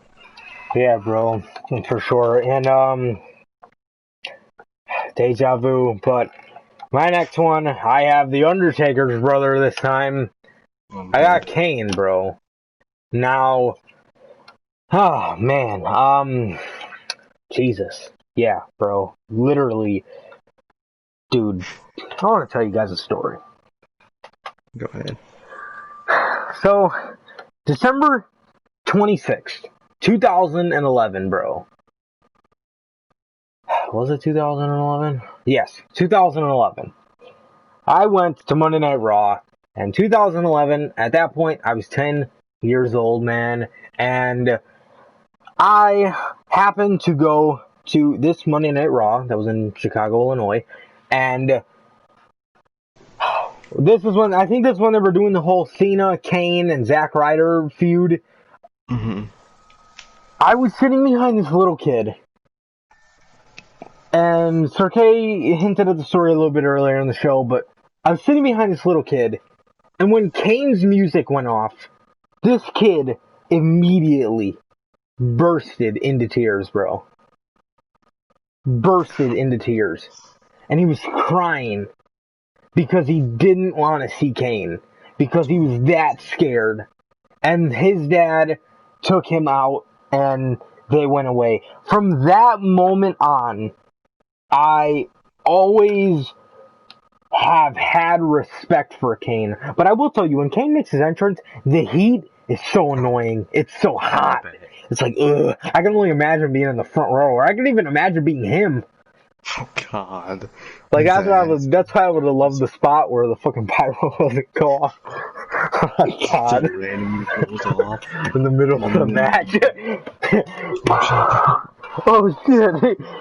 No, bro, but man, every single aspect of Kane, bro, or every single aspect of that moment, rather, made me as a youngin' always had respect for Kane just because of how great he was at his job. I'll never forget that kid who was crying over Kane, bro, because he didn't want to see him. And that is some legendary shit for Kane. I mean, granted, it's a little kid, but still, bro, if you can get a little kid to genuinely be fucking scared of you like that, you must be doing something right playing a monster. I know it's not everybody's favorite version of Kane, but growing up, truth be told, I didn't really mind it too much when Kane first came back and with the mask. But bro, Bald Kane also cool as fuck, bomb as fuck, bro. With that theme music, Oh, when he bro. had Slow Chemical. Bro, that song is such a banger, bro. But most of the time, they just used a traditional Kane song. But, bro, when he came out with Slow Chemical, I think he came out with it for 2 years. Bro, that was so bad. So badass. And original Kane, when he fucking lit that casket on fire with Taker in it, when he fucking his debut. That's gotta be Kane. We all know it for that, bro, but that's Kane's debut. And, bro, he ripped the fucking door off the hinges and went and attacked his own brother. Kane is such a badass, bro, and he's just done so much good in his career. We all love to make fun of Kane now, but in the grand scheme of things, Kane is a legend. Kane is an absolute beast, bro. And we all know that by this point, so yeah, bro, but Kane, genuinely just one of the best characters we ever seen, bro. But who do you got as your final face on your Mount Rushmore? Final face, man. When you did guess, indeed. Well, it was kind of obvious if you know me. Um, Is it it's Fernando? fucking. Oh. It is fucking El Torito, bro. Why not Fernando? El Torito is more funny to laugh at. I was never an El Torito fan. That's why I'm glad when Bo Dallas ran him over.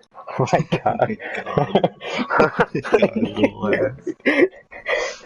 Oh my god, it's Dude, Bo amazing. was great during that point in time. He was funny as fuck.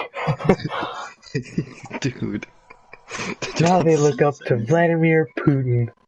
What the Damn. fuck? Bro, what? But, yeah, bro. He ran his God, ass over. that was amazing. But yeah, bro, my number one.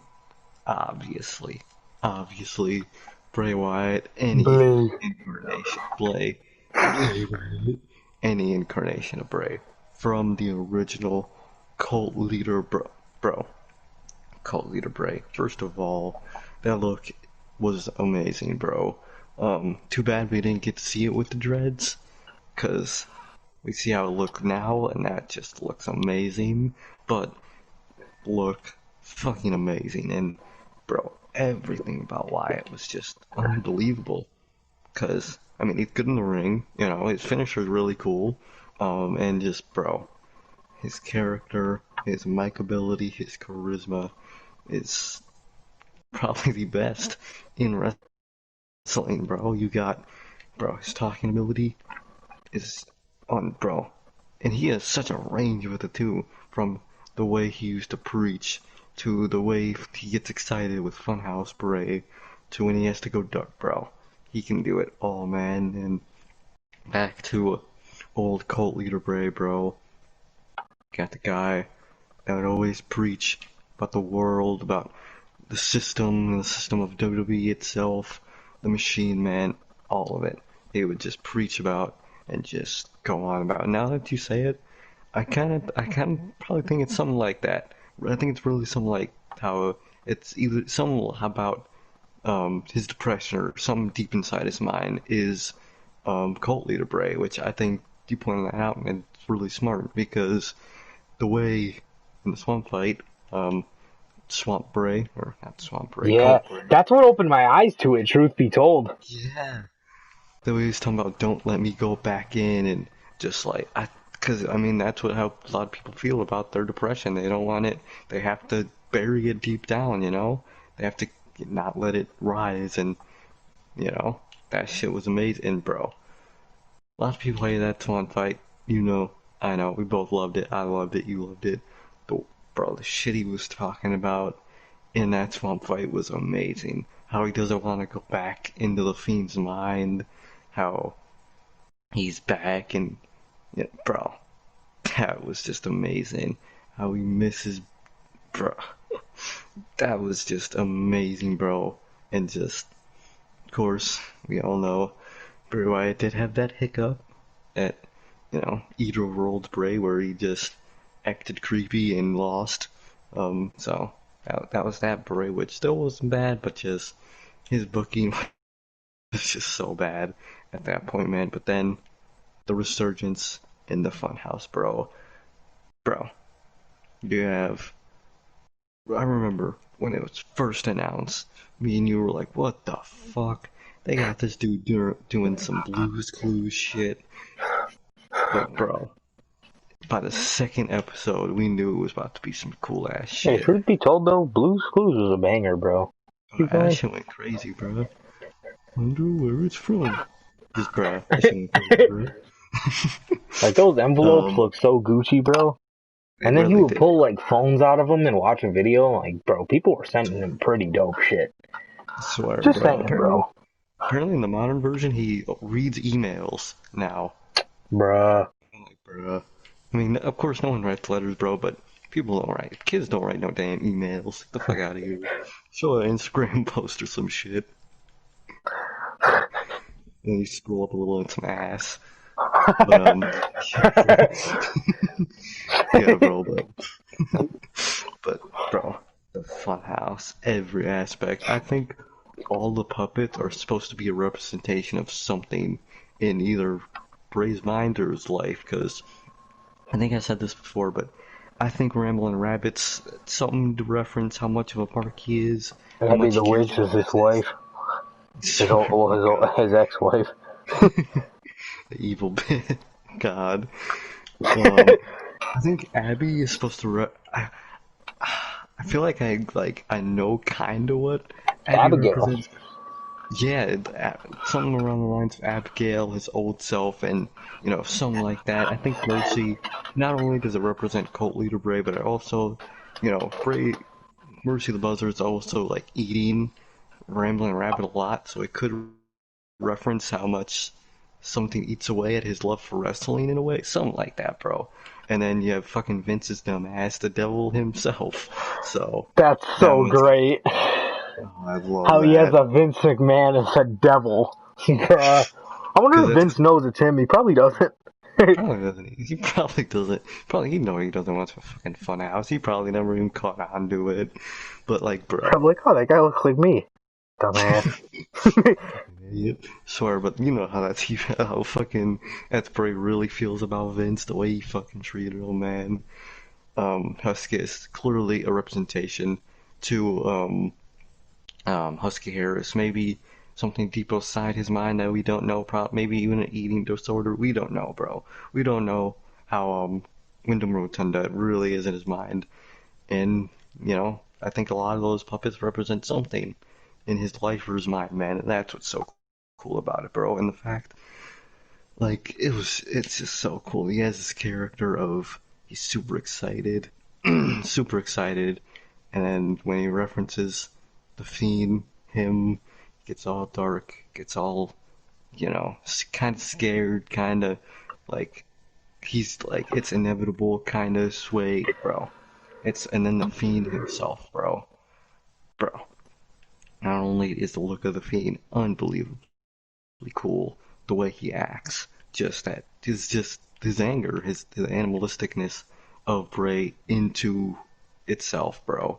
Amazing, bro. And then the fact that he got inspiration from the Fiend from a fucking story he told as co-leader Wyatt.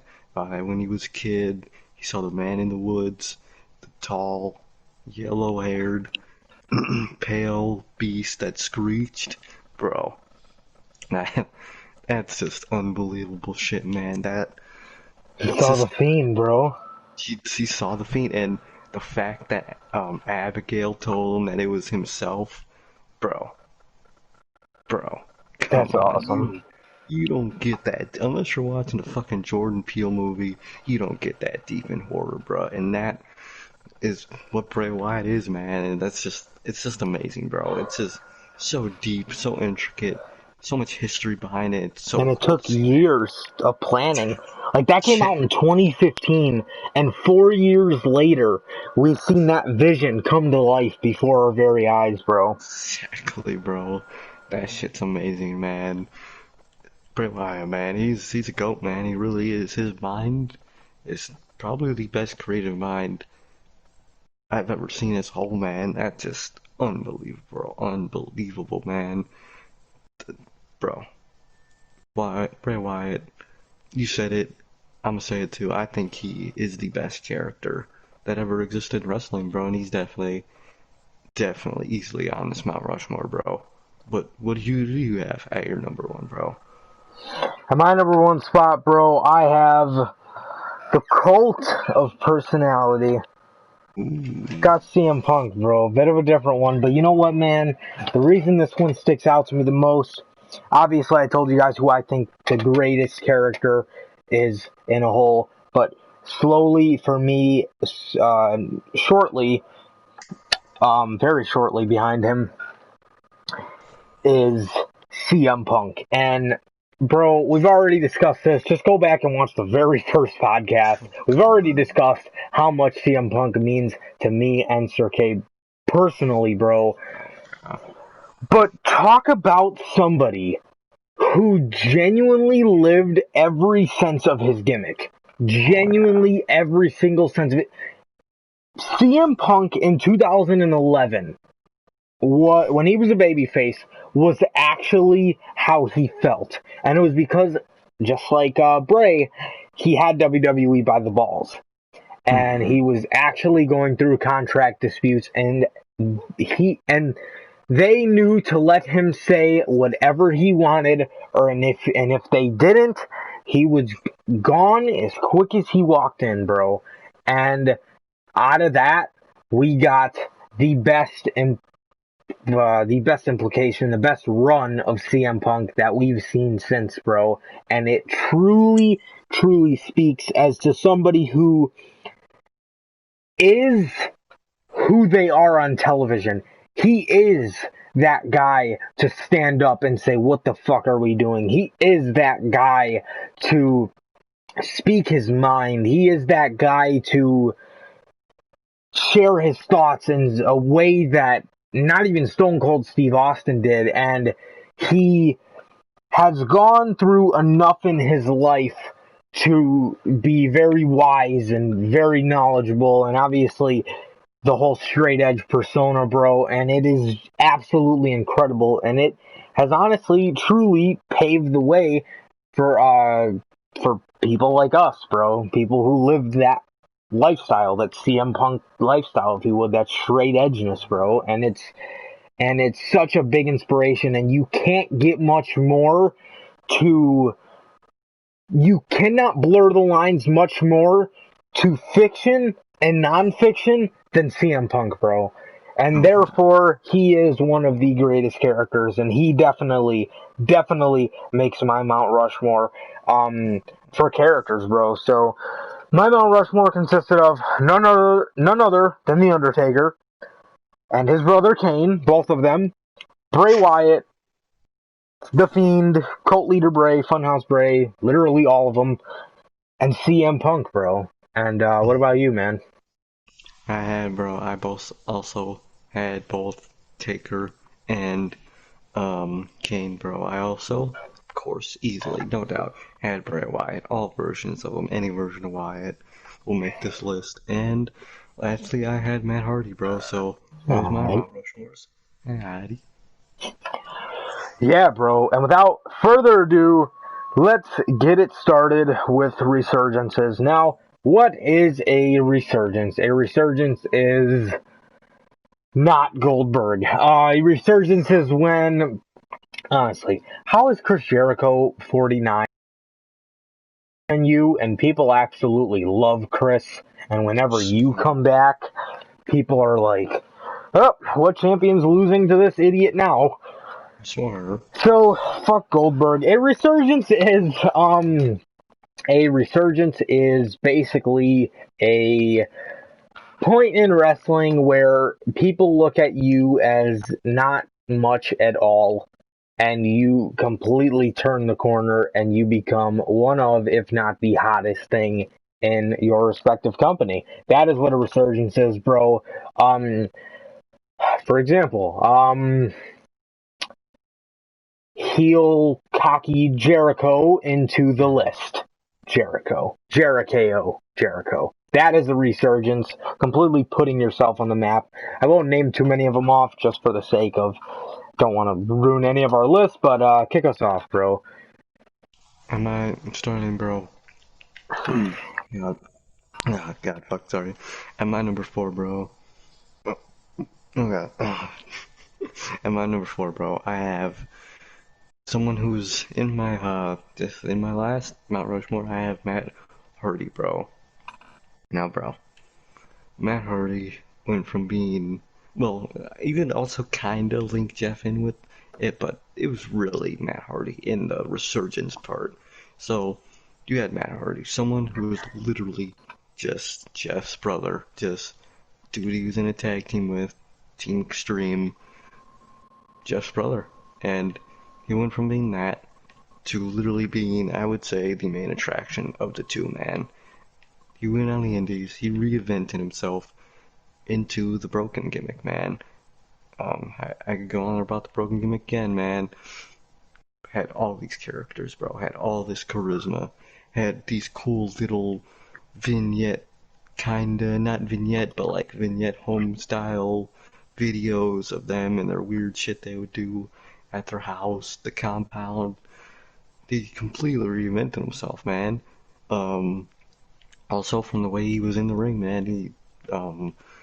Hardy's always talking about it, but the broken gimmick is not as nearly as hard as his body, because in the broken gimmick he doesn't have to jump off of fucking everything he sees. He doesn't have to do all this crazy shit, because that's not what he's known as anymore. He's known as the broken character, the guy with the crazy hair and the signature attire, for the laugh, for the way he talks, for, all of it. Fucking all of it, man. He's known for it, man.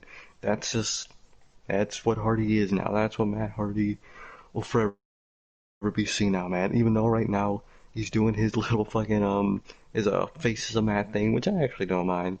I like how it just randomly shove fucking normal Matt in the cooler, comes out as broken. Him on BTE acting like, oh my God. acting like the one episode where one of the Young Bucks was like, "Are you gonna stop the time?" And it was Big Money Matt, and he was like, "No, dude, that's a completely different gimmick." When he stopped the time, he fucking broken Matt, stole Big Money, Matt's money and shit. That was shit was funny as hell, bro.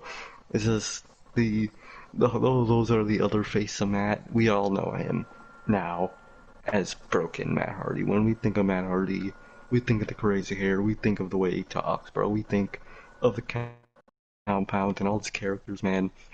And now, when we think of Matt Hardy, we think of all of that, bro. So, what's my first resurgence? Definitely Matt Hardy, bro. Who do you got? And as for my first resurgence, I have to go with who many people say is the king of this kind of thing, bro. You can't not put him on a Mount Rushmore, dude. Got Chris Jericho, man. What the fuck? This guy, bro, even when it's something good, he comes back with something even better. For example, like I said, heel, cocky, regular Jericho to the list Jericho. Phenomenal run, okay? He's done with WWE. The list stick is getting kind of stale once he turns babyface. That's fine. He goes to New Japan and becomes the Alpha. The Painmaker. Whatever you want to go with. The Alpha. Alpha Jericho. Badass. Fucking clown mask. Clown paint Jericho. Bro. Beast. Complete badassery, bro. Bro, at the age of, I think at the time, 47, having one of the best matches on Wrestle Kingdom with Kenny Omega. And Goldberg can't even barely do a suplex. God. And Jericho has definitely taken way more bumps, considering Goldberg's WWE or WCW run consisted of 30-second matches. And Jericho's still doing this at a high level, and a very good one at that. And bro, the switch from Oh, the alpha, little mini switch here, not too much, but a little bit. The mini switch from the alpha to the you're welcome, I created this company, Jericho. And bro. then to the Jericho we see now, Le Champion, bro. Bro. I'd say this Jericho's more funny. But I Mm-hmm. don't know about as funny as the List Jericho, but it's Yes. funny in AEW way. I'd say Mm-hmm. the List Jericho is about as funny as you can get for a PG show. Oh, yeah. Oh god, dude, if the List Jericho did not have PG, Oh my bro, god. bro, that'd have been some of the greatest shit ever. But dude, he makes them best, and he truly knows, and he's been on record saying this, he truly understands the concept of connecting with the audience and the importance of a character, and which is what I was mentioning earlier, bro. The importance of a character and the importance to make a connection and to make people laugh and to make people understand about your character. You know what I mean? That's how you fucking get over. And that's what he's been saying is in his later years of wrestling, that's what he's learned most is the importance of your character is so important because that is ultimately what gets you over, and that is Mm-hmm. what gets you liked, and that's what gets you opportunity, bro, depending on who you work for, or you could be buried. It just depends on who you work for. But yeah, bro, so Chris Jericho, absolute king of this fucking thing. And who's your second face on your Mount Rushmore? My second face, bro. Bro. This one is just unbelievable, man. At my number three, I have Cody Rhodes, bro.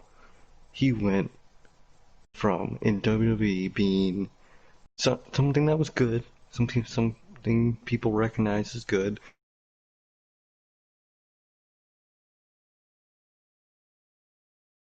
Bro, no one probably thought he could get this big, but he was he was dashing Cody Rhodes, he was undashing, and they made him Stardust.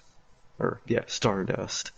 And though Cody wanted to make it work by having Stardust be his alter ego to Cody Rhodes, they didn't let it happen, and he died.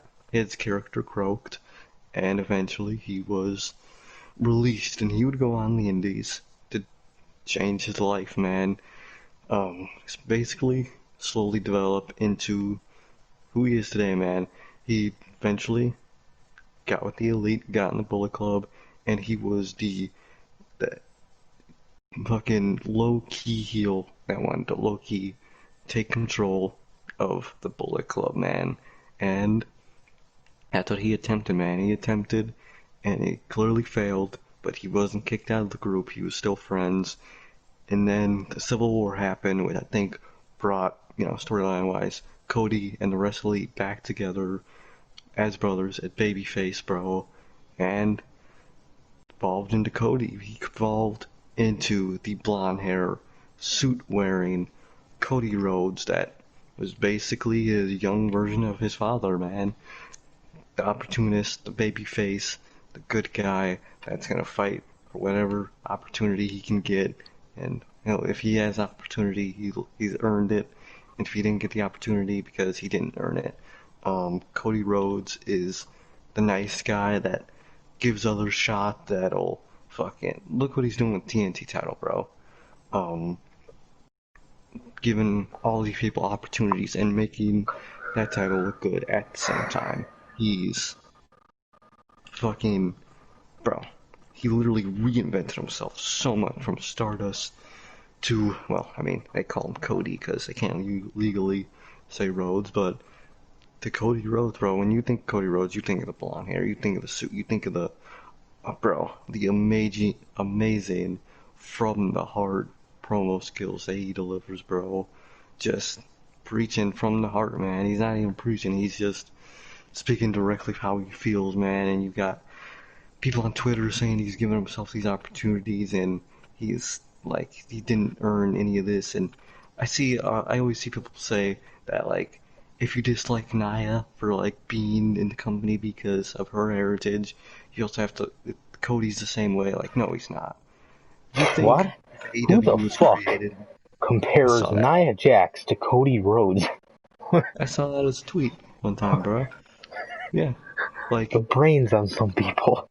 swear, like, do people really think if Cody Rhodes, the fired Cody Rhodes, in what was that, like 2014, 2015?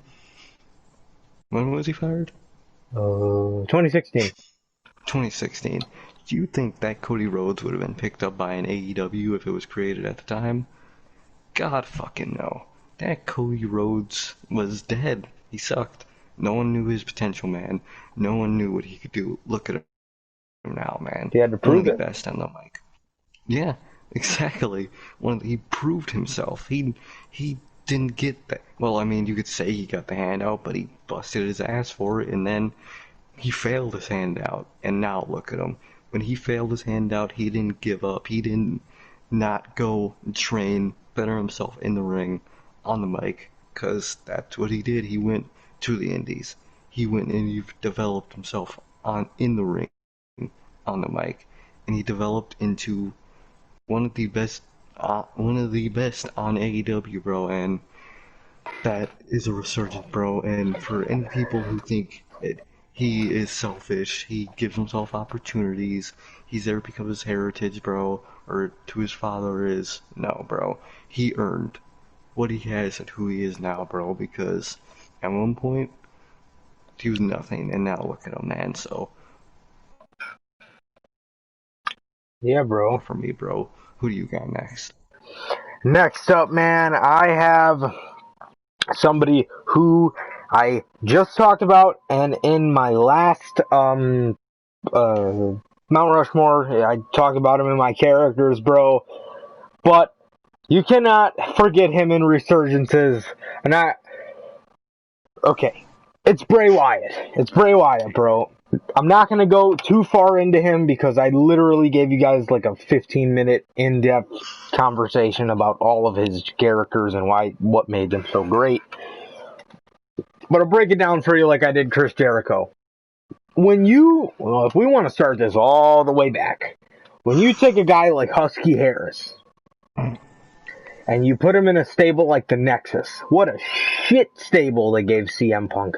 It had like David Otunga, fucking Mason Ryan, Michael McGillicuddy, and fucking good old Husky Harris. And none of us thought the only guy other than CM Punk to be a WWE champion in that stable was Husky Harris. I can't tell you one person, other than maybe his mom, but that's by default, Damn. that believed in him enough to think that he was going to be a WWE champion. And they punted this guy, literally, punted this guy off television. He got written off TV by a punt, which is basically what broke the whole new Nexus up. And this guy took the fucking driver's seat and came back as the cult leader, bro. Dude, you can't get any better than that. Or can you? Because this guy would then go on to be great until John Cena happened. And he was still great, but by that point, still John Cena happened. Then Undertaker. And then Undertaker. And then The Rock. But when SmackDown came to SmackDown Live, this guy had the best story going for him and his faction that consisted of, bro, I wonder how things would have turned out if Rowan was in the mix at that time. Was Bray, Luke Harper, yes, Luke Harper, Brody Lee, Luke Harper, and Randy Orton, bro. Such a great storyline. That right there is a resurgence. And bro, this dude would then go on to suffer the wave, the tornado, the F5, no pun intended, of being drafted to Monday Night Raw. And also dropping the championship to Randy Orton at WrestleMania 33. But from like the moment SmackDown started up until he won the WWE Championship was incredible. But you know what? Why would they switch the writing teams going into Mania? If SmackDown was that good, why didn't you just wait till after? Let alone at all. Seriously. Stupid, fucking stupid. Okay. He would suffer from Monday Night Raw for the rest of his career until 2019. Because in 2019, when this guy suffered through loss after loss after loss after loss after burial by the demon, after fucking losing to literally everybody, that guy should have been IC champ. There is no reason that title should have been in a feud with Miz and Ambrose. That guy should have been fighting for the IC title at that stage in his career. And then the Matt Hardy thing happened. And that was completely lackluster, first of all. And he would be taken off TV after that. But in 2019, he would have the ultimate resurgence as he would reveal the Funhouse to us. To later reveal the man we all know and love today, The Fiend, bro. What a beast that Resurgence is. I don't even have to say anything more than that, because I already broke down the whole character. But, dude, that's probably one of the best Resurgences. How do you go from being dead with Matt Hardy in a tag team that in every sense of the word should have worked? They completely botched it and had the light in the dark, which makes no sense. Why is Wyatt still dark if he was in the Lake of Reincarnation? To then be the hottest thing in WWE. Up until now. Still. The man on SmackDown is The Fiend, bro. There is no higher. Sorry, Roman. Gone or not, Bray's the fucking man on that show. And there ain't anything you can do about it, buddy. Bray Wyatt definitely is my second face on my Mount Rushmore, bro. Who is your third face on the Mount Rushmore? And my third face, one you already said, but one is obviously you have to put on the faces of reinventing yourself. I have Chris Jericho, because bro, literally his whole career was reinventing himself. I don't know how many times he did it back then, in like the Attitude Era and like the early 2000s and before that. I don't know how, I don't know what he did or how he reinvented himself, but we all know he did. And eventually got to where he is now, man. 2016, bro. Like you said, he went from that heel with the light up jacket and the egotistical heel to List Jericho, which, my god, that shit was hilarious, bro. Putting people on list, fucking wearing the scarf, gifting people scarves, fucking... Bro, that shit was just... Bro, the dynamic of him and KO was just so amazing, bro. Because KO's a funny-ass dude. So is Jericho. And that pairing was just great. And then, after that ended, started to turn babyface, started to get stale. Then, he went to New Japan, and he became the painkiller, the painkiller, the painmaker, the painkiller, god, the painmaker, alpha, whatever you want to think of him as. He became that, bro. That face paint clown wearing, grabbing the camera, fucking flipping it off, being a dastardly dick. Jericho, man. And then AEW would be created, and he would have the idea of, I created this, I give you guys the views, thank me for what I did for you guys. That shit was great, man. It was great. Then he reinvented himself again a little bit into Le Champion. Bro, He's fucking wearing the sunglass, looking like a straight rock star, bro. Really is, bro. Got the championship. Still kind of on that idea of this company's here because of me and shit like that. And he would lose it. And now he's, you would say, inner circle Jericho, where he's more egotistical with the group as a whole. Like, he cares more about the group, well, not more than himself, but the group is his main priority. And then when that all crumbles, who knows what he'll fucking turn into, man. But Jericho, the literal idea of reinventing himself, did it his whole career.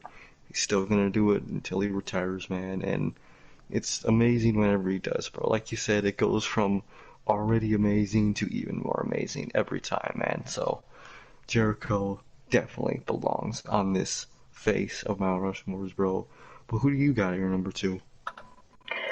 Yeah, bro, my next face on the Mount Rushmore is actually a tag team, bro. It is none other than Jimmy and Jay, the Usos, bro. When these guys were helping Roman Reigns defeat AJ Styles in 2016, you have no idea how bad these guys looked. Roman Reigns has, like, never cared about them. He always just called upon the Usos when he needed help. I mean, not in real life, but I'm sure he does care about them. But, like, on WWE television, he never, like, associated himself with them, except for when he needed help with something. So, whether it was the Wyatts or the club, this dude always called them when they needed help. He never once fucking helped them with any. He never helped them when they were facing the Wyatts, but what do I fucking know, right? But, yes. So these guys look like a bunch of idiots helping AJ, or helping Roman beat AJ, and fighting off the club. And they just looked retarded. They just looked fucking stupid. And then to move on to the SmackDown Live run in July of 2016, bro, where this team would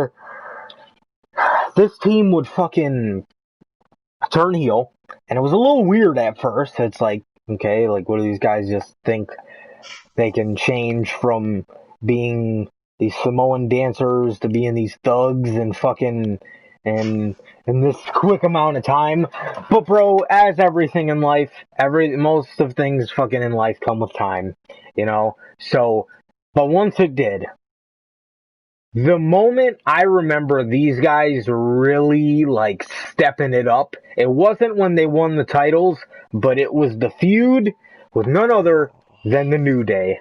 That was the moment. I remember the very first confrontation they had. I was in Kentucky at my sister and brother-in-law's old house visiting, and I was watching this promo, and I remember I said to my brother-in-law, these two teams look and feel like they have very good chemistry. I told him, I was like, this is going to be a kick-ass pairing. And that feud, that pairing between these teams, bro, one of the best tag team feuds on the main roster, probably the best tag team feud on the main roster in recent memory. Am I wrong? Oh, yeah. Easily. I'm wrong? I don't think so, man. Okay, I was making sure. Can't think of any other shit. But, bro, just absolutely incredible. Day one-ish. It was involved a little bit, or it was introduced a little bit before that, but that feud with the New Day, their match at Money in the Bank was fucking awesome of 2018. Their match I think they had a match at Battleground too, and the match that was just crazy was SummerSlam. God. The pre-show had the best match on the card. Yes, I am saying it. It's true. Watch it for yourself. The fucking Usos and the New Day were put on the pre-show, and they had the best match on the night. The whole main show, nothing topped that match. And the Hell in a Cell match, incredible. I mean, what a way to just completely fix your characters. And not to mention their promos, dude. Oh, God. promos I still go back and watch. They were so good. These guys were on fire. Beautiful work these guys were doing. And they, without a doubt, deserve to be on the Resurgence's Mount Rushmore. But who do you got as the final face on your Mount Rushmore as we wrap it up here, bro? My final face, bro. Maybe a little bit obvious one, bro.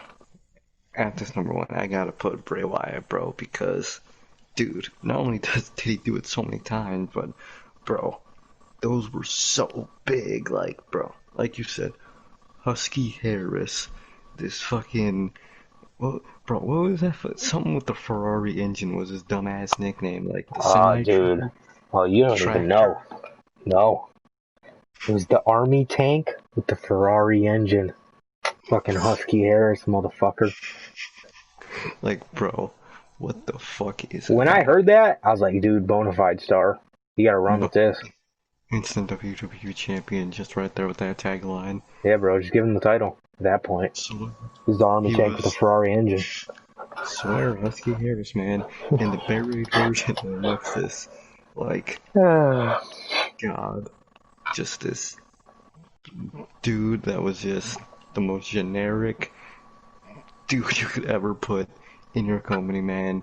Gets punt kicked, gets written off TV, and he goes and he reinvents himself in the most unbelievable way, bro. He turns himself into this preaching hick cult leader that fucking in his swamp in the bayou, whatever he called it, man, would preach about Abigail and fucking how he was the eater of worlds and that he had the world in his hand, bro.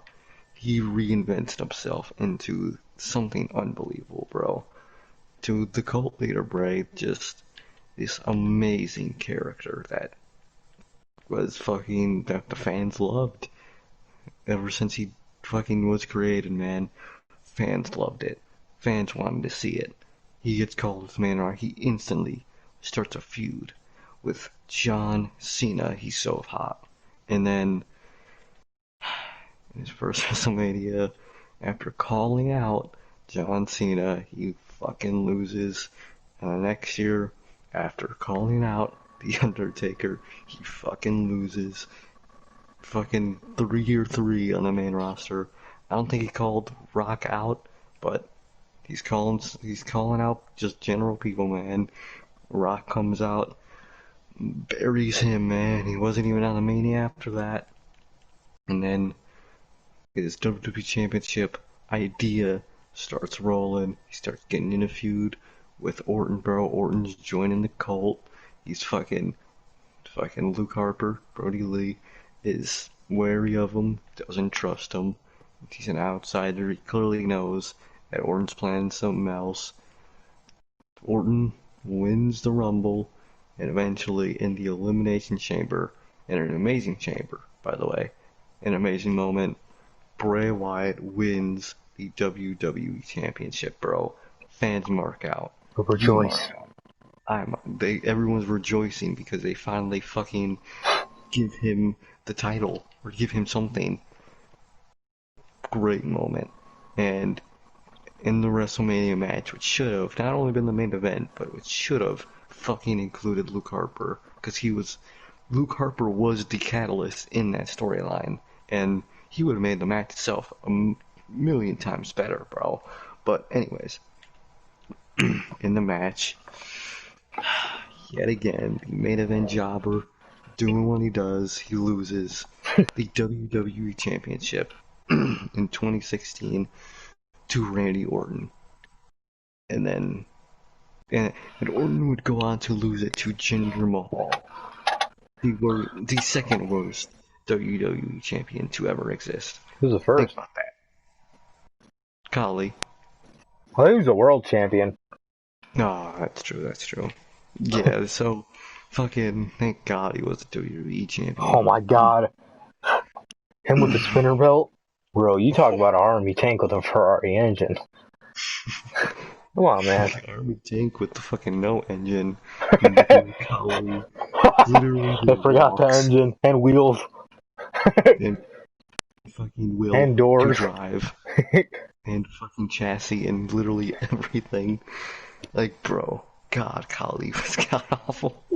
Put aside the point, man. Back to Wyatt, bro. Remember his triumphant return? Heroes Oh welcome. my god, bro. Which, bro, for the record, I love the Punjabi prison. Like, the concept, Oh, that's sick it's a as cool fuck. ass match. But they got this motherfucker coming back and climbing the cage. Swear, What the surprised the cage fuck? didn't fucking collapse as he fucking climbed it. But yeah, bro. So Wyatt, he's dead. Everyone knows he's buried at that point. Then Broken Matt Hardy comes in the company. Eventually, he gets woken, but that's the best we realize we're ever gonna get him in this company. And they do the ever so dream feud of him and Matt. Not only is their feud underwhelming, but so is their tag run. And he's written off TV again.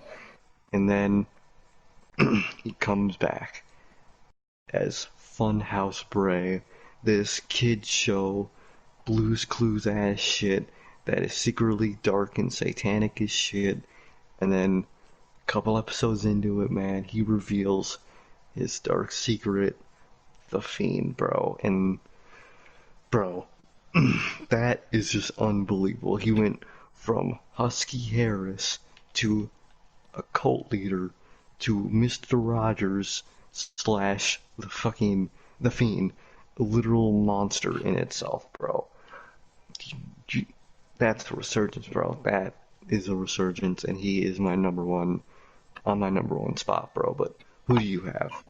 My number one, bro, I have none other than the queen of resurgences, since I call Trish Jericho the king.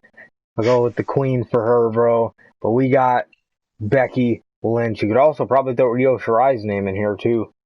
I was thinking about adding her. Because she is a beast now. But we have Becky Lynch, bro.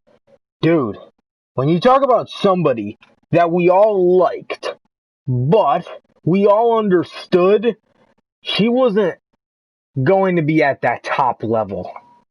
Because this gimmick can only get so far. But they build her up, bro, and they build her up, and they build her up, and it was booked so perfectly. One of the fucking few things that SummerSlam that they did right. Fucking booked it so perfectly.